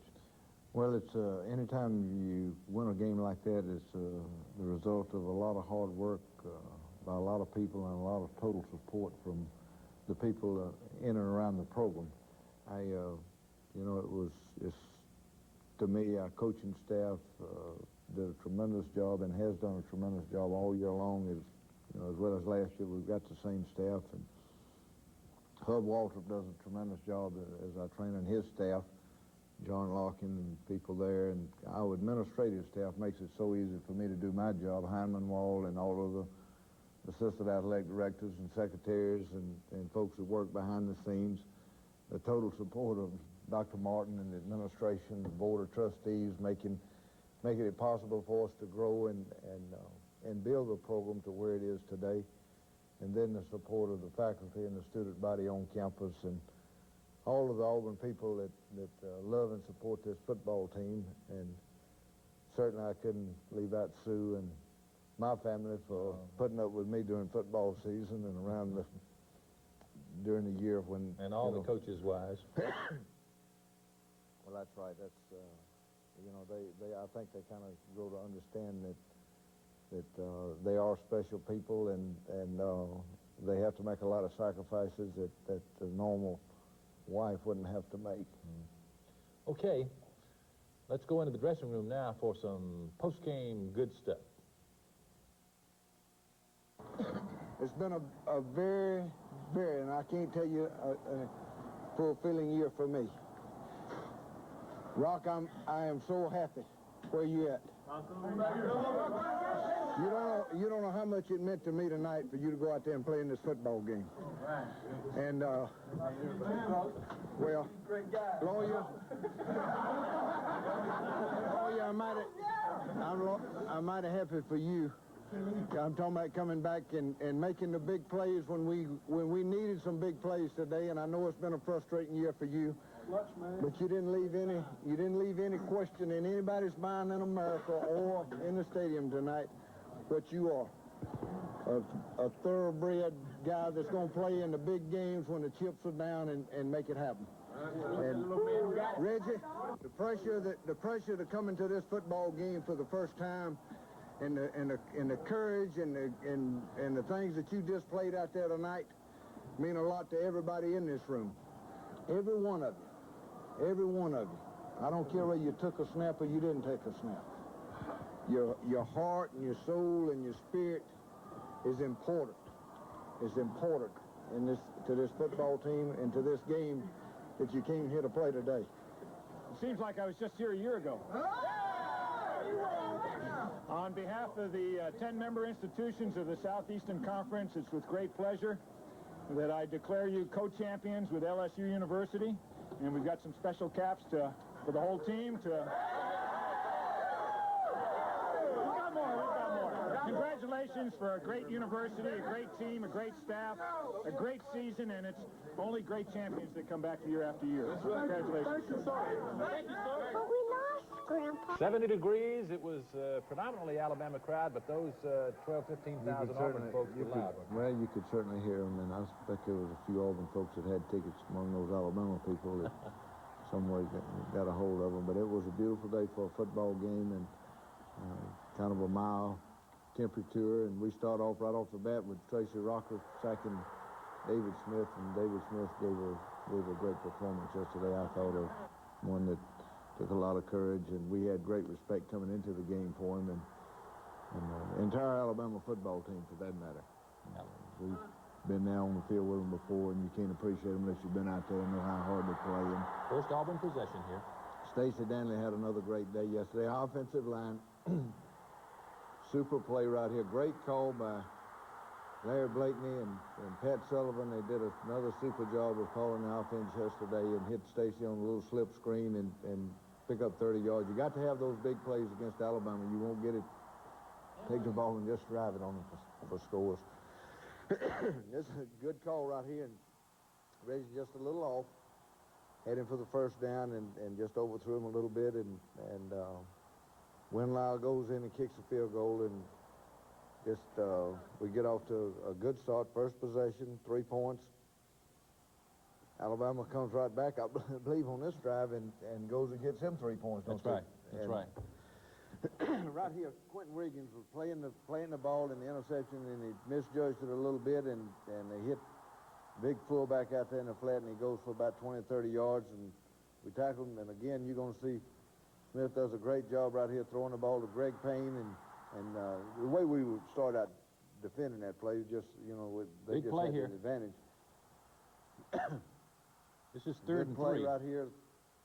They had done a great job all year long running the bootlegs, and we had really worked hard to try to take that away from him, and he's just such an effective short thrower, and the tight ends are great receivers. They stopped him and forced the field goal, which was a big play. We come back, and it doesn't take us long to go up top to Lawyer Tillman, and Lawyer's back close to full speed now. I still don't think he's 100%, but he's very close. And a fumble stops that drive. Great plays. There's Tracy Rocker again, clearly the dominant football player in the nation. I don't say he was the best defensive lineman on the field yesterday as far as production, because Ron Stallworth had an all-time day with 4 sacks. Look at this. Right here in a safety that was big in the game, kind of kept the score out of whack for him all day long. But it was big, and it gave us the ball right back. Reggie's sitting in the pocket, great protection. What a play. And throwing to Freddie Wiggin. And there's a guy right there that certainly hadn't gotten the recognition that he deserves this year. And he has quietly had a great year and given us just outstanding leadership. Freddie hasn't missed a turn from January through spring practice. He's been there. There's another tough catch in traffic. Boy. Getting sandwiched. But Freddie has had a great year. Had 5 catches yesterday, and clutch situations, he's always been there. He's really had an all-conference type year as a wide receiver, and just has made our football team what it is. Fine play by Wayne Bowsman on kick coverage. Ball tipped and batted down by Brian Smith, and we got a bunch of seniors we're going to miss next year, Phil. Yeah. Fine class. But they're going out in style, and that's what's important. Sheehan Morris makes a tackle on Lamont Russell. Lamont Russell is a great pass receiver and does a great job. You'll see later in the game. Fine play, and she could have been intercepted by Smokey right there. This one is intercepted. Rose Smith does a great job. Ball's tipped, and Sheehan Morris and Greg Staples sandwich the receiver, and the ball pops out, and Quentin Wiggins catches it and stops a touchdown or field goal drive by Alabama. You were able to run the football at them for about, what, 3 quarters? Well, you know, I thought we ran the ball pretty effectively most of the day, because Alabama's got a great defensive football team. There's Reggie hitting Freddie again on a key play. 2 penalties halted. Yeah, that's been the only hang up this football team all year long is penalties. And I was asking the press conference after the game yesterday about this football team that I think it was a great team, and I said I think we're good as anybody in the nation if we don't go out and get the penalties that we've gotten this year, and I really mean that. I think we play with any football team in the country defensively. Nobody's going to score a lot of points against us, I don't think, and offensively we're balanced enough to where we can move the football and score against anybody that we're going to play. It's 8-3 at the half, and we'll be back in just a moment. Great year. Our sponsors have been loyal, very supportive of the football program and the university. And since you didn't bring your glasses, I'm going to read them, then you can say what you want to say. The Colonial Bank for many years, Coca-Cola and the Alabama Coca-Cola bottlers, Alpha Insurance, Great Southern Woods, Jimmy Raines and the Osmos pressure-treated pine, the Golden Flake Snack Foods Company, Lackey Stevens and Ziegler's Meats, John Deere, and all, Mr. Jimmy Hinton, John Deere, and all the John Deere dealers in Alabama, and of course the Auburn Alumni Association, which sponsors the weekly alumni feature. Well, it makes this show possible, and I think that we've got one of the great shows, post-game shows, I guess, after the game because of the exposure that the players get themselves, and it's a way that we can communicate with the public. And it goes all over the country. We put it up on satellite, and people pick it up all over the United States. What a remarkable year this has been, Pat. There was the win in Gainesville and a home win against Georgia, and now a third straight win of Alabama. Well, what a remarkable year. I told a squad in August, and of course we started in January, and you build a team over 4 or 5 years. You don't do it in 1 year, but that I knew it was going to be very difficult to repeat as conference champions, and I knew that we had the toughest schedule in the conference of any of the teams that really had a chance to win the conference. But I also knew that could be in our favor if we were good enough, and we were good enough. We didn't win in Baton Rouge, which it's certainly going to always stick out in our minds as a very disappointing loss. We didn't get outplayed, didn't get outfought, but we didn't win. And but the players gave us tremendous leadership, our seniors, and it's been a very fun football team to coach, and been the easiest team to get ready to play from week to week that I've ever had. Okay, we'll return for the second half in just a moment. Any place where the people have been so open, so welcoming to you, is just a total spirit that makes Auburn just a totally different place. From 1978 through 1980, Willie Huntley was best known for being an Auburn football player. Now, from his Mobile office, the assistant U.S. District Attorney is using his talents in other areas. I get a lot of satisfaction out of helping people and knowing that I have contributed to making society a little bit safer for everybody else after I've gotten a conviction or settled a criminal case. An Auburn profile from the Auburn Alumni Association. Great Auburn band. There was a lot of talk before the game building up about the crowd and would it affect the Auburn team. What do you think of it? This football team, we played in Baton Rouge and Gainesville, Florida. Gainesville is the toughest place in the conference to play, and by far the stands are further away from the field in Legion Field, and Gainesville, they're right on top of you. But if the kids go out there with a concentration and don't hear the crowd, and if your concentration is so channeled into what's going on the field, it may get a little noisy and you might have trouble hearing a little bit, but it's still, you're not going to make the mistakes and be intimidated by the crowd. Right along here somewhere, I'm not sure. That's the best play of the ball game right there, that interception by Greg Staples.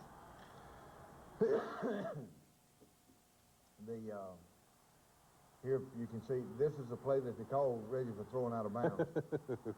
And there were several missed calls in the game. So that one right there went against us. Alabama's got one that goes against them, and they were both, big plays that could have had a bearing on the game. There's a only sack. They gave Alabama a sack when he threw the ball and he ran out of bounds right there, and that shouldn't have been a sack. But right there, Derek Thomas beats the block and gets to Reggie. And little man had another great day punting. It was the only time they got to him all day long, which they got to us 5 or 6 times last year. But our offensive line just came into the game determined not to let that happen, and they didn't. Quentin Riggins had a big day yesterday. I don't know how many tackles Quentin made, but he was around the ball all day. You're going to see Ron Stallworth right there causing a fumble and getting a sack and had just an unbelievable day. He should be the defensive player of the year of the week in the nation. For 4 sacks he had yesterday. He comes again right here. This looks like the Ron Stallworth show right here. And got some help from David Rocker there. David played good yesterday, and I was glad to see that. There's pressure from Ron again. This is their next series. Great play by Quentin Riggins. But I was glad to see David play yesterday because he means a lot to our football team when he can come in and rotate with Tracy and Ron. Another play by Ron Stallworth.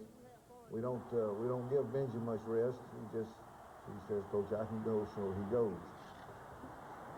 There's a classic Lawyer Tillman. That was a play, I think, that turned the momentum, Coach. Well, it was a 3rd and 19, I believe. Right. He just goes up and got great timing catching the football and going up and getting it. And it was a big play when we needed a big play. Stacy Danley takes it down to the 15-yard line. Stacy had another great day running, put good blocking up front. James Joseph and Rodney Garner and Ed King, Brad Johnson, Jim Thompson, Rob Selden, throwing a bootleg to Freddie out on the one. That was the one that was closer and probably was out of bounds. But those officials out there, they're human. They're going to make mistakes, and you got to live with the good ones and the bad ones. So. And you can't have instant replay in college football. You don't have cameras there. Vincent Harris, and I was so happy for Vincent coming back and playing away. There's great pressure by David Rocker in the sack. There's Brian Smith and Tracy cleaning up on him, and there's a guy right there that I've got to be tremendously proud of for the job that he did yesterday. I've been on the sidelines with a lot of quarterbacks, and you can kind of tell, but he was in total control, never wavered, never made a bobble, and performed tremendously. There's another fine play by Quentin Reed. Quentin catches them, turns them upside down. Alabama had 12 yards rushing yesterday. I mentioned earlier we're going to miss some of these seniors, Benji Rowland and Ron and Tracy and Brian Smith and Alvin Mitchell, Shan Morris, Carlo Cheatham and Greg Staples, all starting Smokey and starting seniors. I thought that this guy right there gave a courageous performance yesterday. Got hit probably the hardest lick in the game when he got hit by Spencer Hammond. Good play by Mangrum, and he might have not got there early. It was a called pass interference and gave us a first down. We didn't get anything out of it, and Alabama comes back and makes a big play right here. Lamont Russell, we knew going in that he was a great athlete and a great receiver, and we didn't do a very good job of tackling him. We had a busted assignment on coverage right here, and he takes it down to 12, 14-yard line. Here, Smith scrambles. Again, shows you his confidence and awareness on the field, and his great pain in the end zone for the touchdown. And Alabama closes within 5 points, and with 3:29 to go. Certainly a lot of football left to be played. They onside kick it here, and they kicked it to the wrong guy. James Joseph and Lawyer Tillman sitting over there, and if you had to bet your life on one of them getting it, then that's who you'd want over there. Right. As third down play, 3rd and 3 or 4 right there, and I was overruled. I didn't want to call that. But Pat Sullivan and Larry Blakeney said, that's play to call, and we fuss and fight and argue a little bit down there sometimes, but I'll let their youth and knowledge and being smarter than me overrule at that time, but it was a big play for us. It gave us a first down and allowed us to go ahead and run the clock out. And the final was 15-10. We'll return in a moment. We've got some guys that seniors on this year's football team that are tremendous leaders and team players, and have meant so much to our football team over the last 5 years.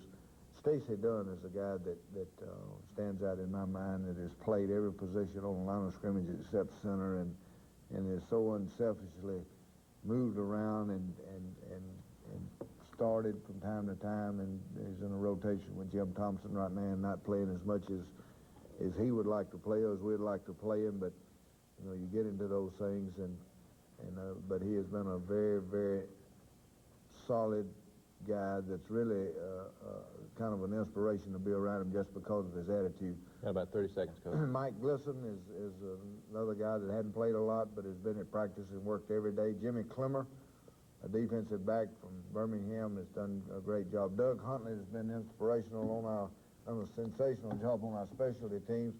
Lee Mark Sellers that backs up Walter Reeves and plays in our 2 tight end sets.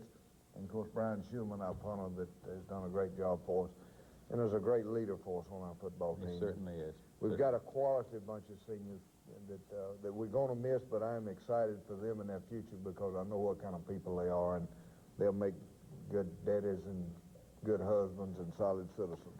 That's our Auburn football review for this year. Join us next year. Thank you for being such loyal viewers.